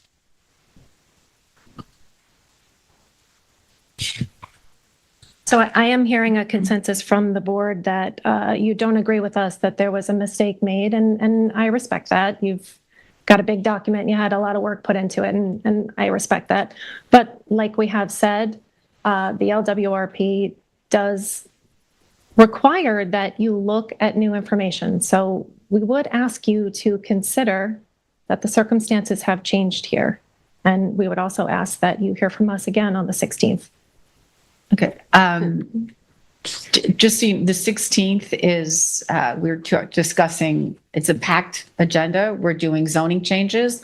We're doing affordable housing. Okay. Is there another date? We can talk tomorrow morning and can I call you? Something that works for us. Okay. Thank you very much. Thank you, And we do respect Brian. We know that Brian is in a tough position and that he doesn't like to tell people no, but that he has to give his opinion, and we do understand that. Thank you. Thank you. Thank you. And we're empathetic to the homeowners. Absolutely. Truly. Okay, so now, Nick, you're back up. Thank you. Thank you, Brian.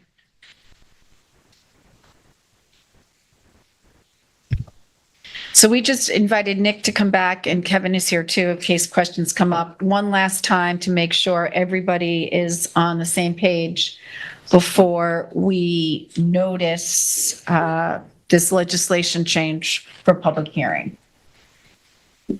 Before I begin, do you guys need copies? I have a copy. Does anybody need a copy? No, I'm good. We're good. All right, Our staff makes sure we're always prepared. right on. All right. Well, hello, Town Board. Thank you for having me back. I think we'll begin on a lighter topic today. You haven't gotten our emails, no. Yeah. All right, so let's just begin let's pick up where we left off. I have on the first part of my memo here about setbacks for landscape lighting. So the code defines landscape lighting as foliage, pathways, and landscape features. And there's a setback requirement that's already written in, and as it's currently written, the code allows for foliage and landscape feature lighting to be seen across property lines. Now, last time we talked and made the distinction between like the light cast as opposed to the light source. So this is focusing on the light source itself. So what I wanted to do is I wanted to distinguish the essential lighting, which would be the pathway lights that people need to get to and fro from their house, as opposed to the non-essential landscape feature and foliage lighting, and apply the setback requirement to the latter, so that the setback would apply to the landscape feature and foliage lighting. So in order to do this, my proposition here is just to add a little bit of a language in C, subsection C, and to read that house lights as defined in 255-120, temporary lighting as defined in 255-120, and certain portions of landscape lighting as defined in that same section shall be exempt. Now, you may be wondering, okay, why didn't we pull landscape lighting out of there from this exemption? And that's because we want to make sure that this essential lighting is taken care of, and we're also looking at the non-essential lighting. And we would do this by focusing on the landscape lighting definition itself. And that would read, standard and low voltage lighting that is designed to illuminate foliage, pathways, and landscape features that do not exceed 2,700 Kelvin and 550 initial lumens per fixture on a residential lot. All foliage and landscape feature light fixtures shall be fully shielded, extinguished from 11 p.m. to the hour before sunset, but no earlier than 4 p.m. the following day, and such light sources shall not be visible across the property line. Okay, that's what we All asked right. for. Yeah. Yes. Okay. So that would take care of that initial, the setback issue. Now I'm going to move on to uplighting, the uplighting of individual trees. I remember last time Councilmember Flight had suggested that there could be an issue of people just uplighting the entirety of their forest. And I wanted to, and that was a very good point. So I also wanted to add a little bit of a language that would tighten up to avoid that. So the proposed amendment to tighten, in terms of tightening the language, would look something along these lines. So we would amend D, prohibited lighting. The following types of lighting are prohibited. Uplighting, except as specifically permitted for trees. And then we would amend the definition of tree uplighting, which would read something like this. Residential and commercial lighting, which is used only to illuminate individual trees.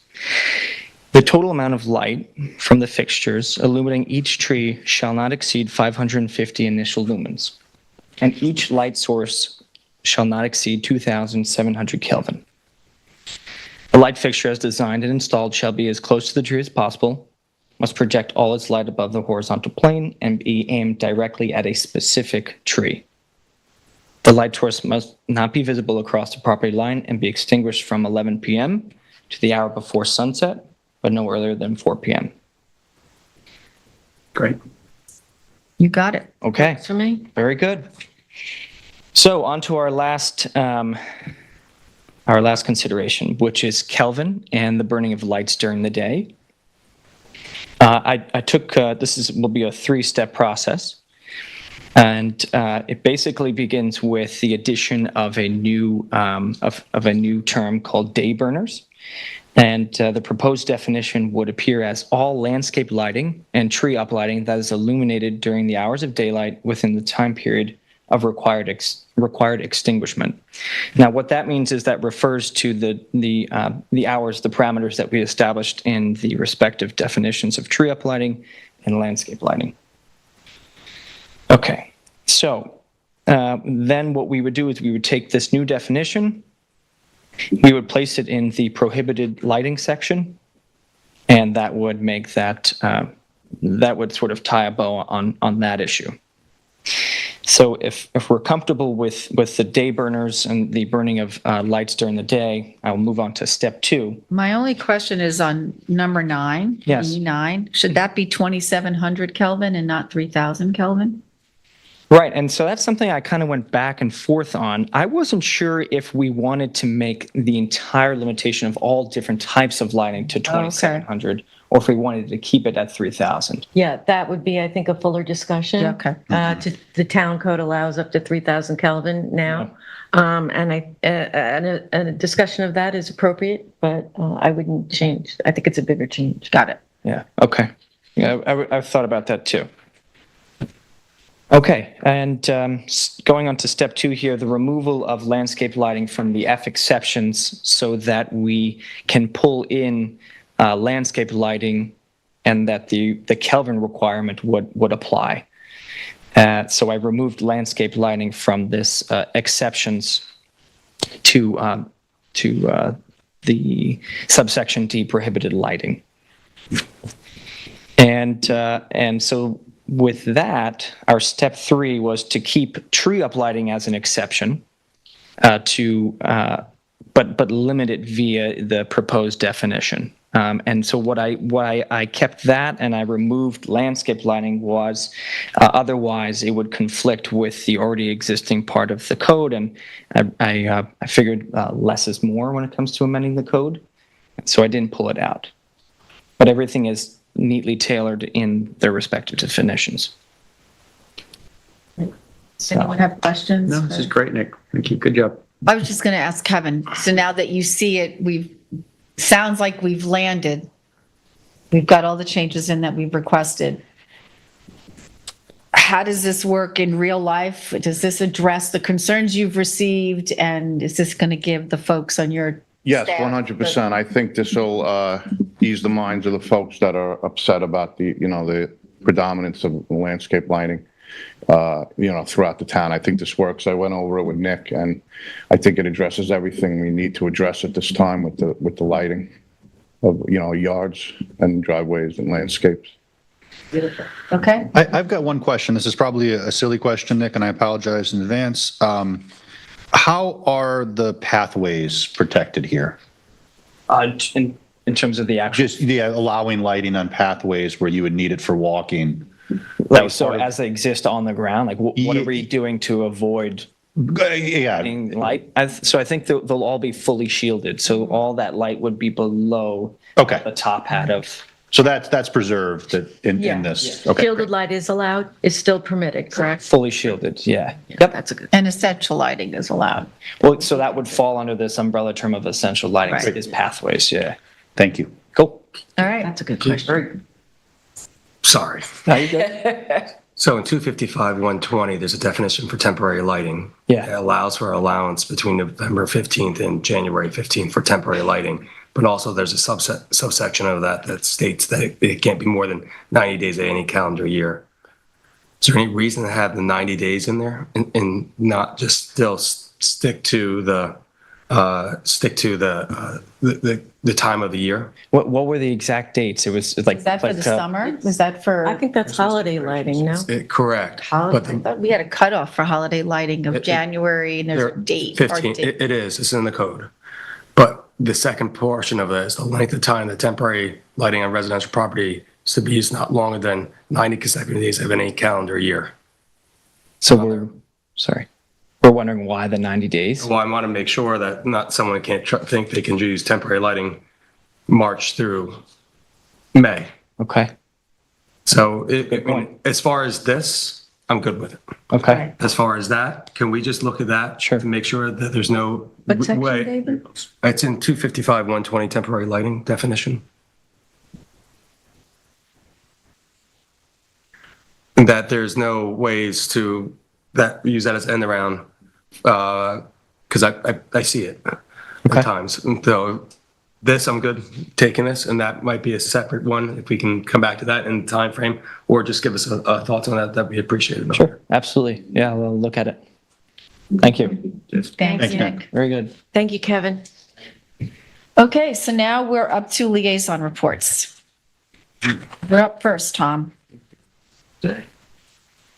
So the Armageddon Citizens Advisory Committee met last night. We had presentations from Lieutenant Tierney and from Eric Shentz from the Housing Committee. Both went down very well.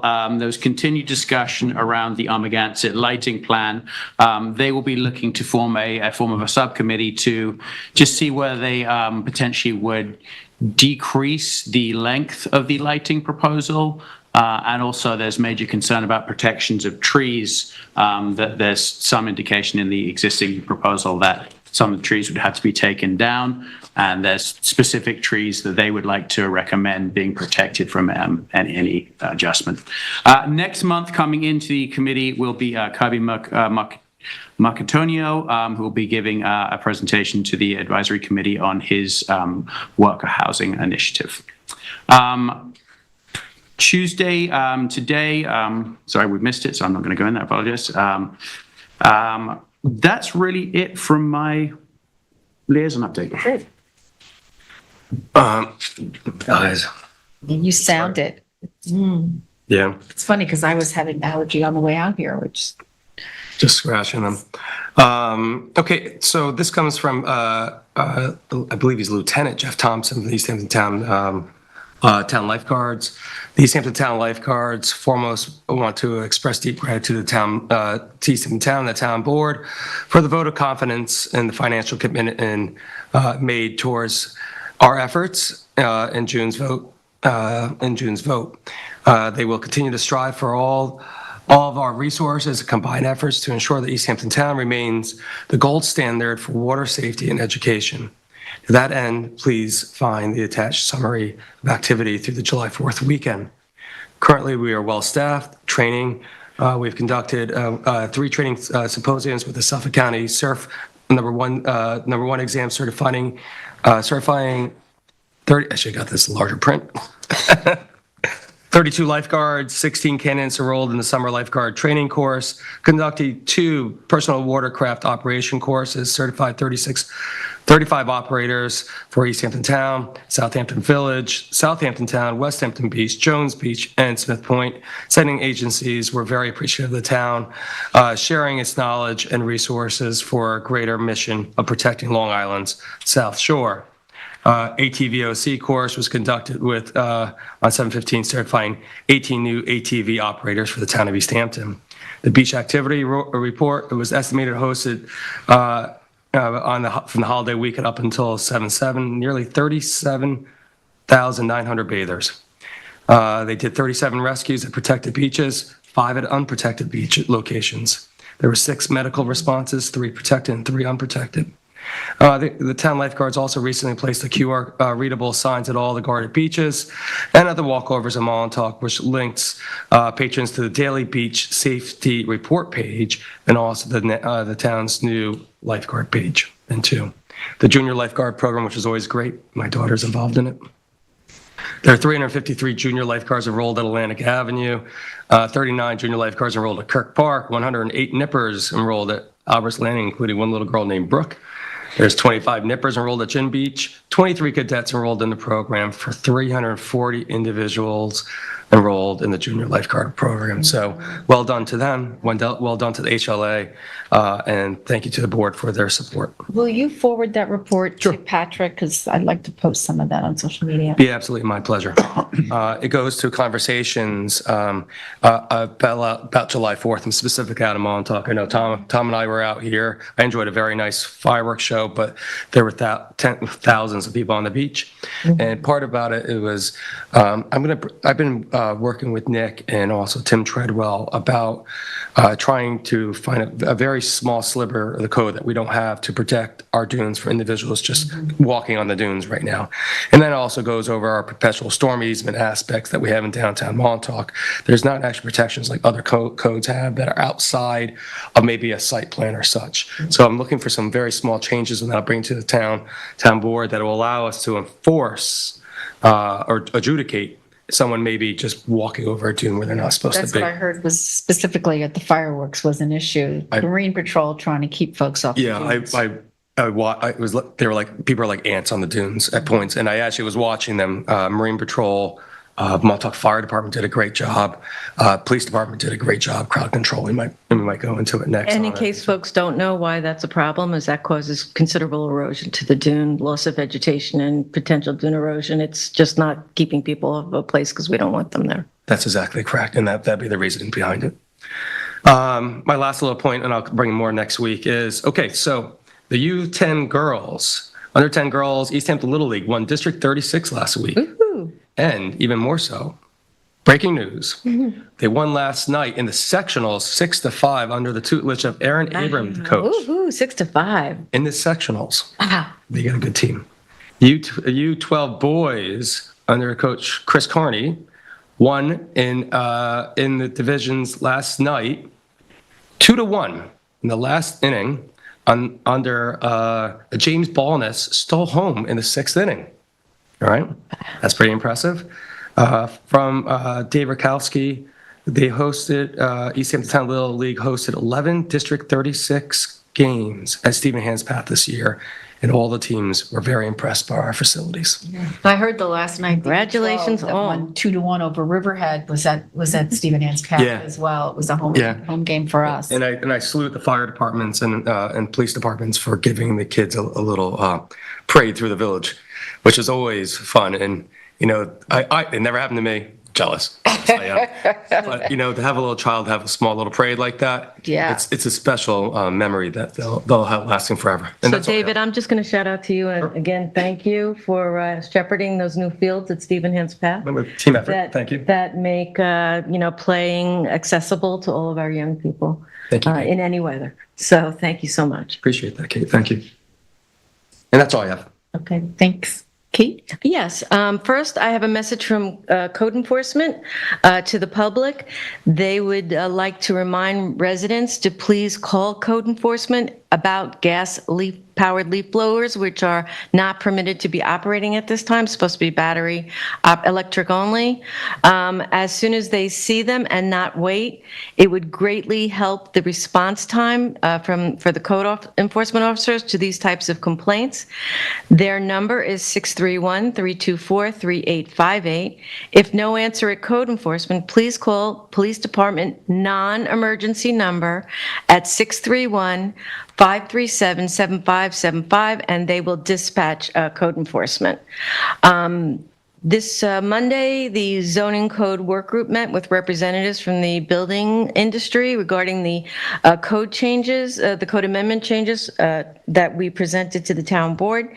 The group included Bruce Siska, who is an architect, Chris DeSuno, who's an architect. He was the organizer of the group, Dave Saskis, who is a surveyor, Dan Weaver, a surveyor, Larry Kane, builder, Britton Bistrian, land use attorney and architect, Tom Lawrence, builder, Jim McMullen, architect, and Andy Hammer, land use attorney. It was a very productive meeting. I thank everyone of these folks that showed up. I know their time at this time of the year is incredibly valuable, and they were very generous with their time. I am able to report that there is favorable consensus on most of the code changes we had proposed to the board, and that we're bringing back recommendations and tweaks to that presentation next Tuesday, the 16th. We had a discussion. We also had a very good discussion as they informed us of loopholes that they see out in the field and possible remedies. We also had a discussion on the max GFA formula and changes to that formula.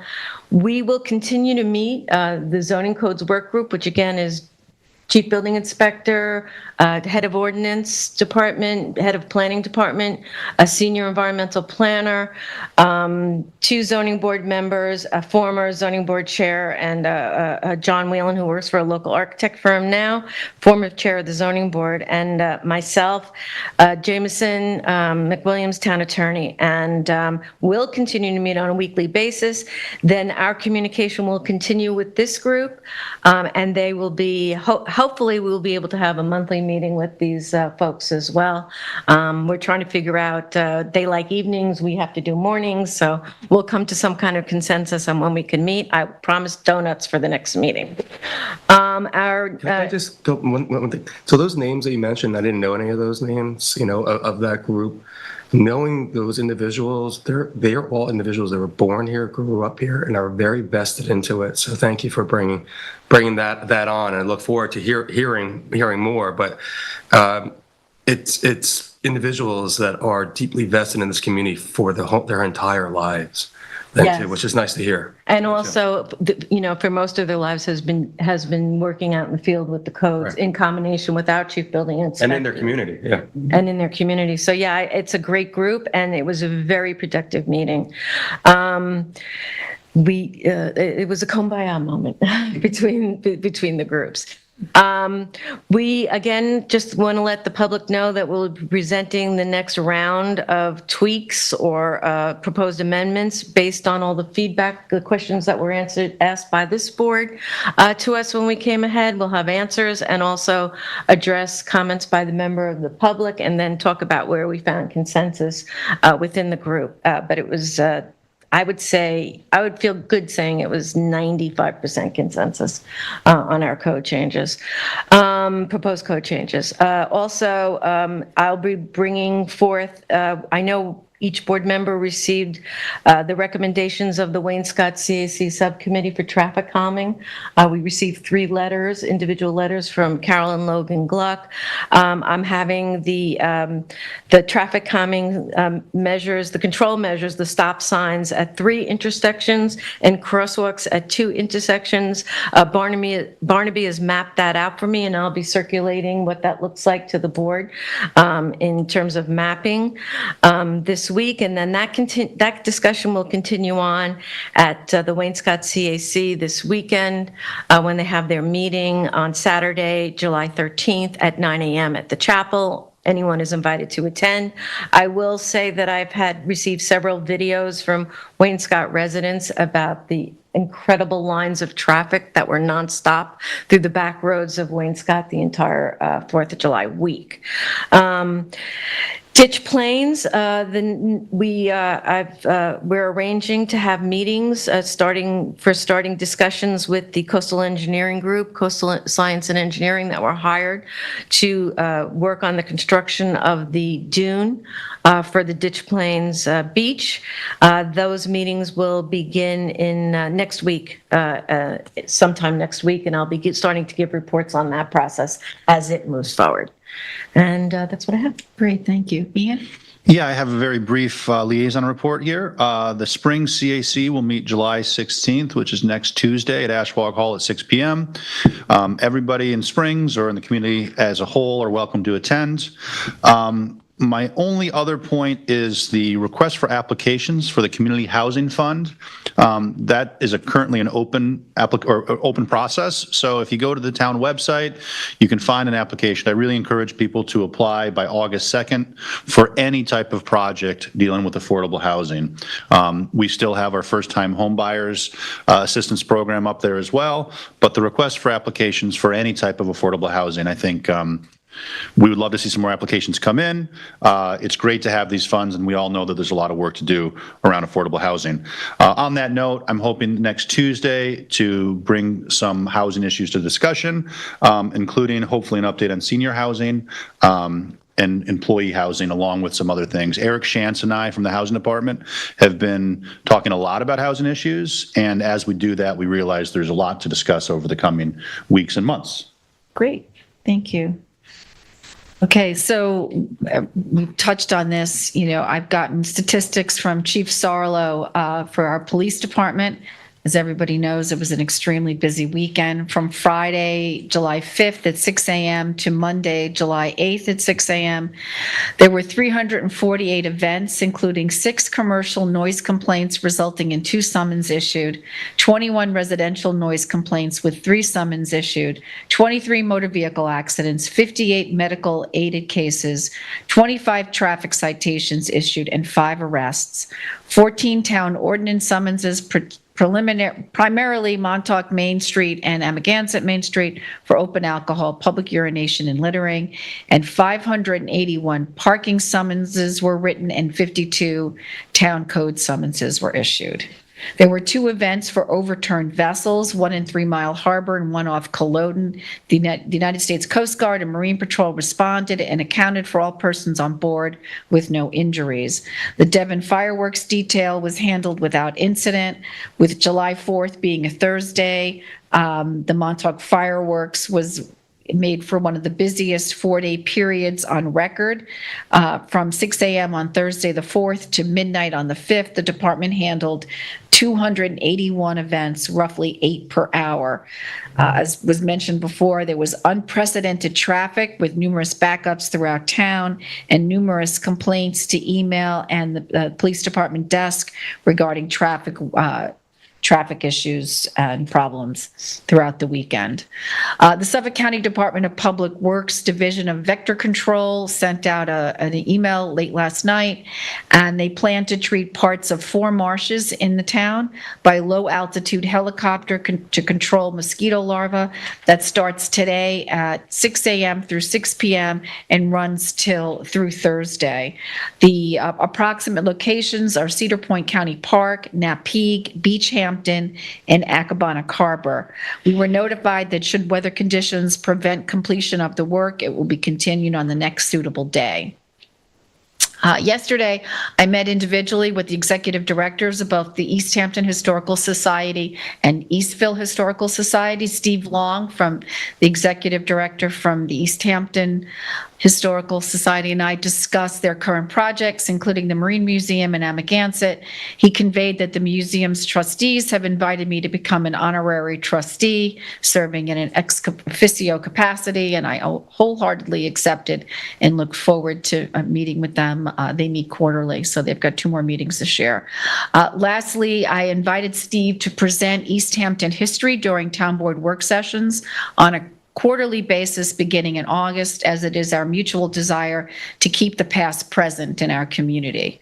I also met with Dr. Georgette Greer-Key, Executive Director and Curator of the Eastville Historical Society. Georgette and I discussed their dire need for a new roof on the Historic Heritage House Museum, and we discussed ways that the town can partner with Eastville. Currently, they have a tarp over the building, and that work needs to be done ASAP.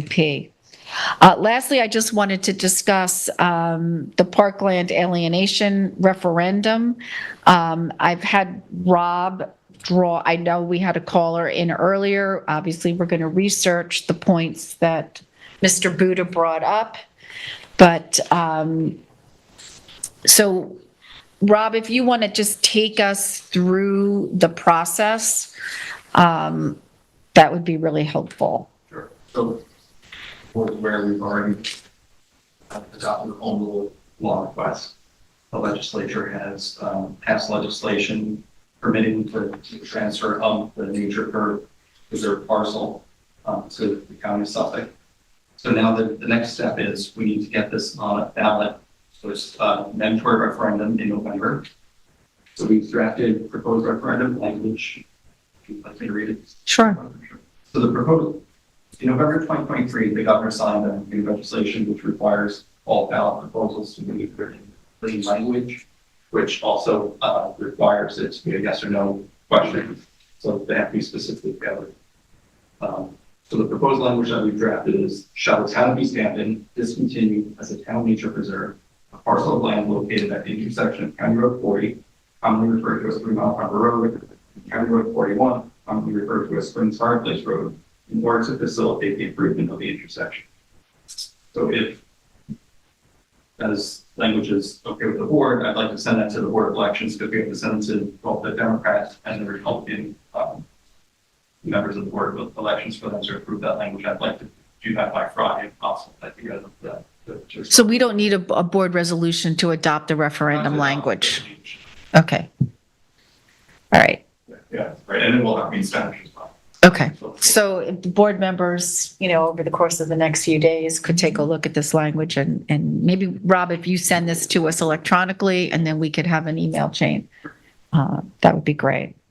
We need to get it to them by the end of next week so that we can get to them. So it can be on the referendum. It has to be cast at Board of Elections by August 2nd so it can go to the referendum. That's what referendum will that. So following this, then the town board is going to have to hold a public hearing on the proposed conveyance. And following that, the board, by majority plus one supermajority, will have to pass a resolution authorizing the conveyance. So this happens all before the referendum? Correct. Yeah. And with your permission, I will have a notice of public hearing on next week's agenda. And then once you make that determination, then we have to have a resolution saying that the conveyance of the nature preserve property is unavoidable and a public necessity requiring conveyance. And then once all those steps are taken, then it can be on the ballot. Okay.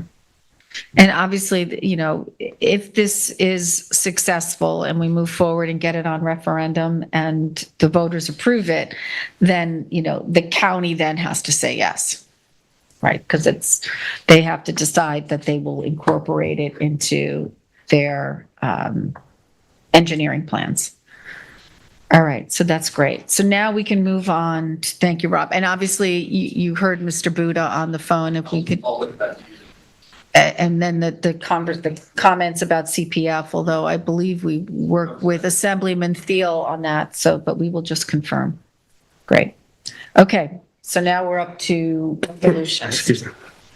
Resolution 224-887 is for approval of claims on warrant 7A in the amount of $1,987,826.29 and in the amount of $41,899.47. Second. All in favor? Aye. 888 is delighted to do the list appointment for provisional for Mario Zeladon. Be it resolved that Mario Zeladon is hereby appointed from the above certification of provisional to the position of Fire Marshal 1 in the Fire Safety and Prevention Department with no change in hourly rate or budget account number. This appointment takes effect retroactive to May 24th, 2024. Second. All in favor? Aye. 889, I'm also delighted to list appointment for Fire Marshal 1, Joseph McDonald. Be it resolved that Joseph McDonald be and is hereby appointed to the full-time position of Fire Marshal 1 in the Fire Safety and Prevention Department at an annual rate of $70,509.71 annually for a 40-hour work week, effective July 14th, 2024. Second. All in favor? Aye. 890 is retain professional engineering services LK McLean Associates. Excuse me. Whereas the town requires a professional service and engineering firm to assist with the renewal of the town's existing solid waste management facility permit and proposed food waste acceptance for the Springs Fireplace compost facility in support for continued facility compliance. Be it resolved that this work shall not exceed $48,300. Second. All in favor? Aye. Aye.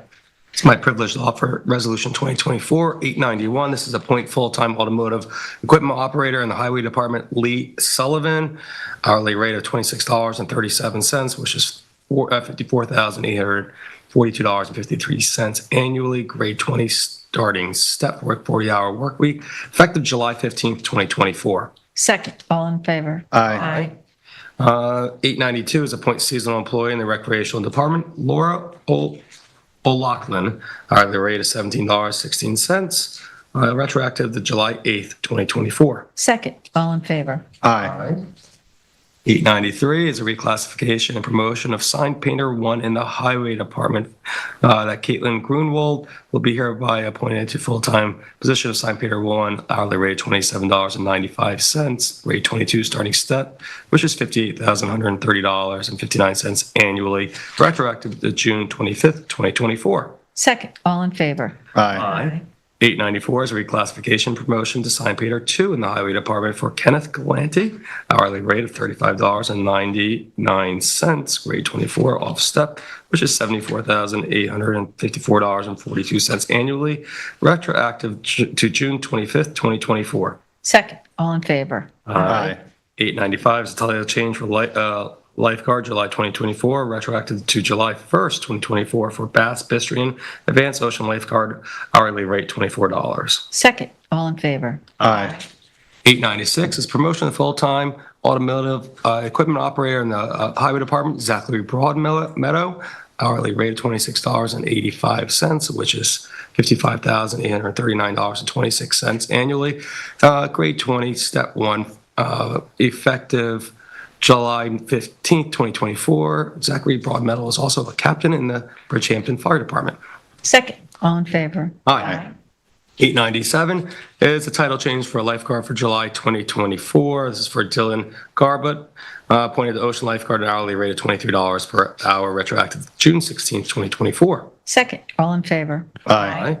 898 is a title change from clerk to office assistant for Susan Beckwith, and it's seasonal temporary clerk in the recreational department, hourly rate of $23.11, retroactive to May 6, 2024. And Alice Nicolai's title change to office assistant is effective retroactive to April 17th, 2024. Second. All in favor? Aye. 899 is a budget modification, buildings and ground, bring $14,000 from health insurance, and this to the same amount for maintenance and supplies. Second. All in favor? Aye. 900 is a set resignation part-time employee in the Aqua Department for 2020, effective March 20th, 2024. Second. All in favor? Aye. 901 is approve the changeover number 1 for LKMA for the Springs Youth Association's IA upgrade. This is for additional costs for BBS to get the New York State Educational Department application, which was required by BBS for the change order. It's not to exceed $1,137.50, which will increase the total contract cost of $13,937.50. Second. All in favor? Aye. 902, this is a SEPTA donation from the Friends of George Capon Foundation. Whereas the Friends of George Capon has partnered with the town of East Hampton to complete an engineering design of a water quality improvement project at the New York State Route 27 rest stop in Waynescott to improve George Capon and Talmadge Creek. And whereas the Friends of George Capon Foundation would like to provide a generous contribution towards this phase of the project in the amount of $67,671.50 that satisfies the requirement of the grant award to the project through the New York Water Quality PRP program. Now, therefore, be it resolved that the town hereby accepts the donation of the funds for the completion of the engineering design for the New York Route 27 rest stop stormwater abatement project in that amount, and hereby that resolved the Finance Department would deposit the funds in that following account. Thank you very much to the Friends of George Capon as a stalwart partner in this project. Thank you. Second. All in favor? Aye. And if I could just say, I spoke to Sarah Davidson, their executive director, this morning, and they're going to come to our work session on Tuesday to present us with the check. Great. I have resolution 903. This is to appoint temporary office assistant in the building department for July Vella. Resolved that July Vella be and is hereby appointed to the position of temporary office assistant in the building department at the hourly rate of $23.11, effective July 10th, 2024 through September 16th, 2024. Second. All in favor? Aye. 904 is provisional appointment to planner in the planning department for Ryan Schutzling. Whereas the Suffolk County Department of Human Resources, Personnel, and Civil Service has given an examination for the title of planner, and the town board has requested and canvassed a list of eligibles. The town has received less than 3 replies. Resolved that Ryan Schutzling be and is hereby appointed on a provisional basis to the full-time position of planner in the planning department at the hourly rate of $29.98, which is grade 24 starting step, $62,354.66 annually for a 40-hour work week. This is effective July 15, 2024. Second. All in favor? Aye. 905 is a reclassification and promotion to Animal Control Officer 2 for Anna Rowan. And again, the Suffolk County Department of Human Services, Personnel and Civil Services reviewed the duties and responsibilities of Anna Rowan's Animal Control Officer 1 position. And so therefore be it resolved that Anna Rowan be and is hereby appointed to Animal Control Officer 2 at an hourly rate of $32.33. That's grade 22 off step, which is $67,349.73 for a 40-hour work week. This is effective retroactive to July 3rd, 2024. Second. All in favor? Aye. 906 is a reclassification and promotion to provisional office assistant for Julie Akala. And again, the Suffolk County Department of Human Resources, Personnel, and Civil Service reviewed the duties and responsibilities of Julie, senior office position. So whereas the town has requested and received permission to fill the position of principal office assistant on a provisional basis, resolved that Julie Akala is hereby appointed on a provisional basis to principal office assistant at the hourly rate of $30.80. That's grade 21 off step, which is $64,054.43 annually for a 40-hour work week. This is effective retroactive to July 1st, 2024. Second. All in favor? Aye. Resolution 907 is a budget modification in Justice Court, and this is where Justice Court provides interpreter services that are fully reimbursed by Suffolk County. So an increase to the revenue budget line for county aid Spanish interpreter in the amount of $40,000, and an increase in the expenditure budget line for outside professional in the amount of $40,000. Second. All in favor? Aye. 908 is a budget modification for the planning department, and this is $103,000 from full-time salaries to outside professionals in the same amount. Second. All in favor? Aye. Resolution 909 is a budget modification in the planning department, and this is where the planning director has determined that additional fees are needed for the services of outside professionals for review of cell tower applications, and that the need for increased funds to pay for these services can offset with increased revenues received from application fees. Resolved that the town board makes the following modification: increase to the revenue budget line, planning board fees in the amount of $20,000, increase in the expense budget line, outside professional in the same amount. Second. All in favor? Aye. Resolution 910 is to revise dates, Travis Field Memorial Scholarship Softball Tournament 2024. This is where Resolution 2024-880 approved the Travis Field Memorial Scholarship Football Tournament, whereas a date needs to be added and the resolution needs to be amended. Resolved that Resolution 2024-880 is hereby amended to read as Thursday. The event will take place Thursday, 8/1 through Sunday, 8/4, from 4 p.m. to 10 a.m. Rain dates are 8/8 and 8/11, 4 p.m. to 10 p.m. Second. All in favor? Aye. Resolution 911 is approval of various special events for July 2024. The following special event permits are hereby approved with the conditions agreed upon by the reviewing committee. The first is Walk on Water Surf Therapy for their AWOW Surf Academy lessons for children with disabilities. This will take place at Ditch Plains Beach and on Tuesdays and Thursdays, July 9th to August 15th from 9 a.m. to 12:30 p.m. Next is the Clearwater Beach Property Owners Association Annual Beach Party for membership. This will take place Saturdays, July 13th, 4 p.m. to 7 p.m. Setup is on July 13th at 9 a.m. Takedown is on July 13th at 8 p.m. And finally, Concerned Citizens of Montauk Rel Sun Annual Surf Contest to raise money for CCOM and the Montauk Food Pantry. This takes place also at Ditch Plains Beach on Saturday, July 13th from 6:30 a.m. to 7 p.m. The rain date is July 14th from 6:30 a.m. to 7 p.m. Second. All in favor? Aye. Resolution 912, this is to accept the resignation of and end of temporary assignment for part-time employees in the tax receiver's office. Sierra Gant has resigned effective May 30th, 2024. And Catherine Lefebvre has ended her temporary assignment effective January 10th. Second. All in favor? Aye. Resolution 913, this is to appoint temporary office assistant for the tax assessor's office, Anakin Petruccelli. I hope I'm pronouncing that right.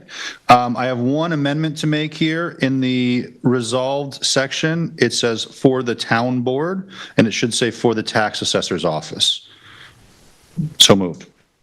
Second, as amended. All in favor? Aye. I have Resolution 2024-914. It's to accept the resignation of Seasonal Traffic Control Officer Christopher Pintato, effective retroactive to June 4th. Second. All in favor? Aye. 915 is to authorize payment for past due invoice to the East Hampton Star for 2023 in the total amount of $230.82. Second. All in favor? Aye.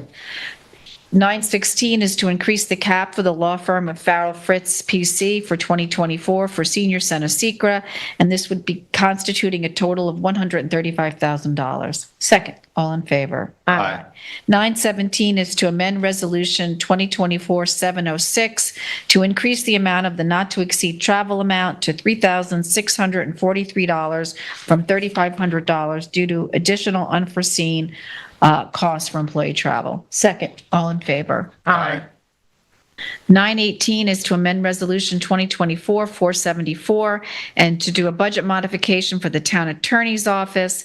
And this is to increase the budget line, interest on investments in the amount of $80,500 and increase the expense budget line for outside professional in the same amount. Second. All in favor? Aye. 919 is a budget modification for Marine Patrol, and this is to move $943 from subcontractor costs to travel, conferences, and dues for $143 and training expense for $800. Second. All in favor? Aye.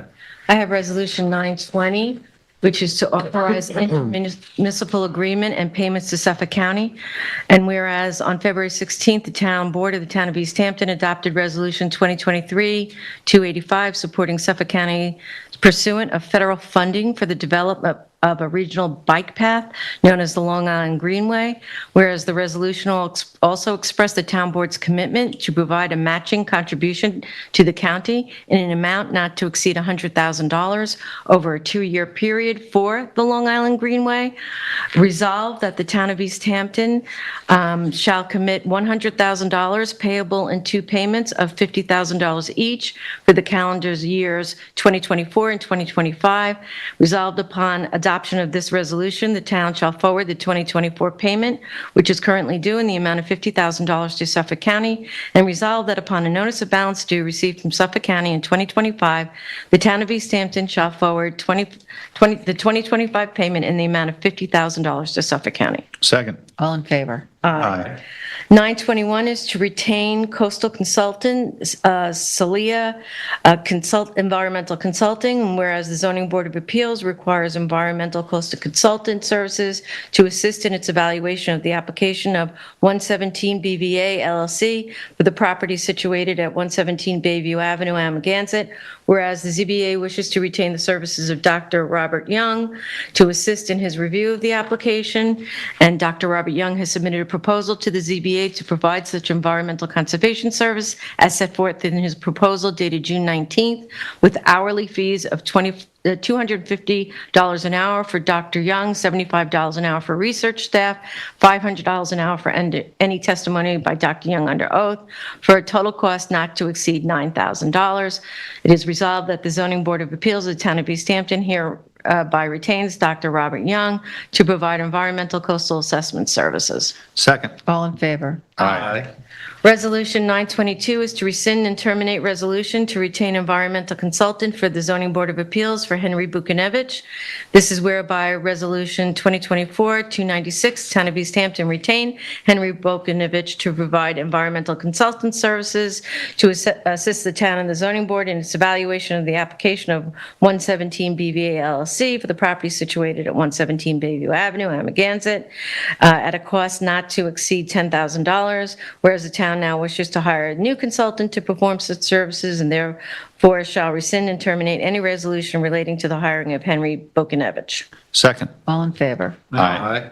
923 is a budget modification for the town attorney's office for moving $35,000 from rent to $20,000 for contingent, and $20,000 from contingency, and $45,000 from health insurance retiree to outside professional for $100,000. Second. All in favor? Aye. And then I have one walk-on resolution. It's ID number 31390. It's for the termination of a provisional employee. Second. All in favor? Aye. Okay, so do I have a motion to go into exec session? Yes, I make a motion to go into executive session for public safety, personnel, potential litigation, CPF, and advice of counsel. Second. All in favor? Aye.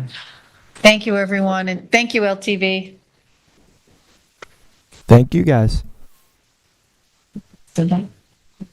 Pesticide spraying.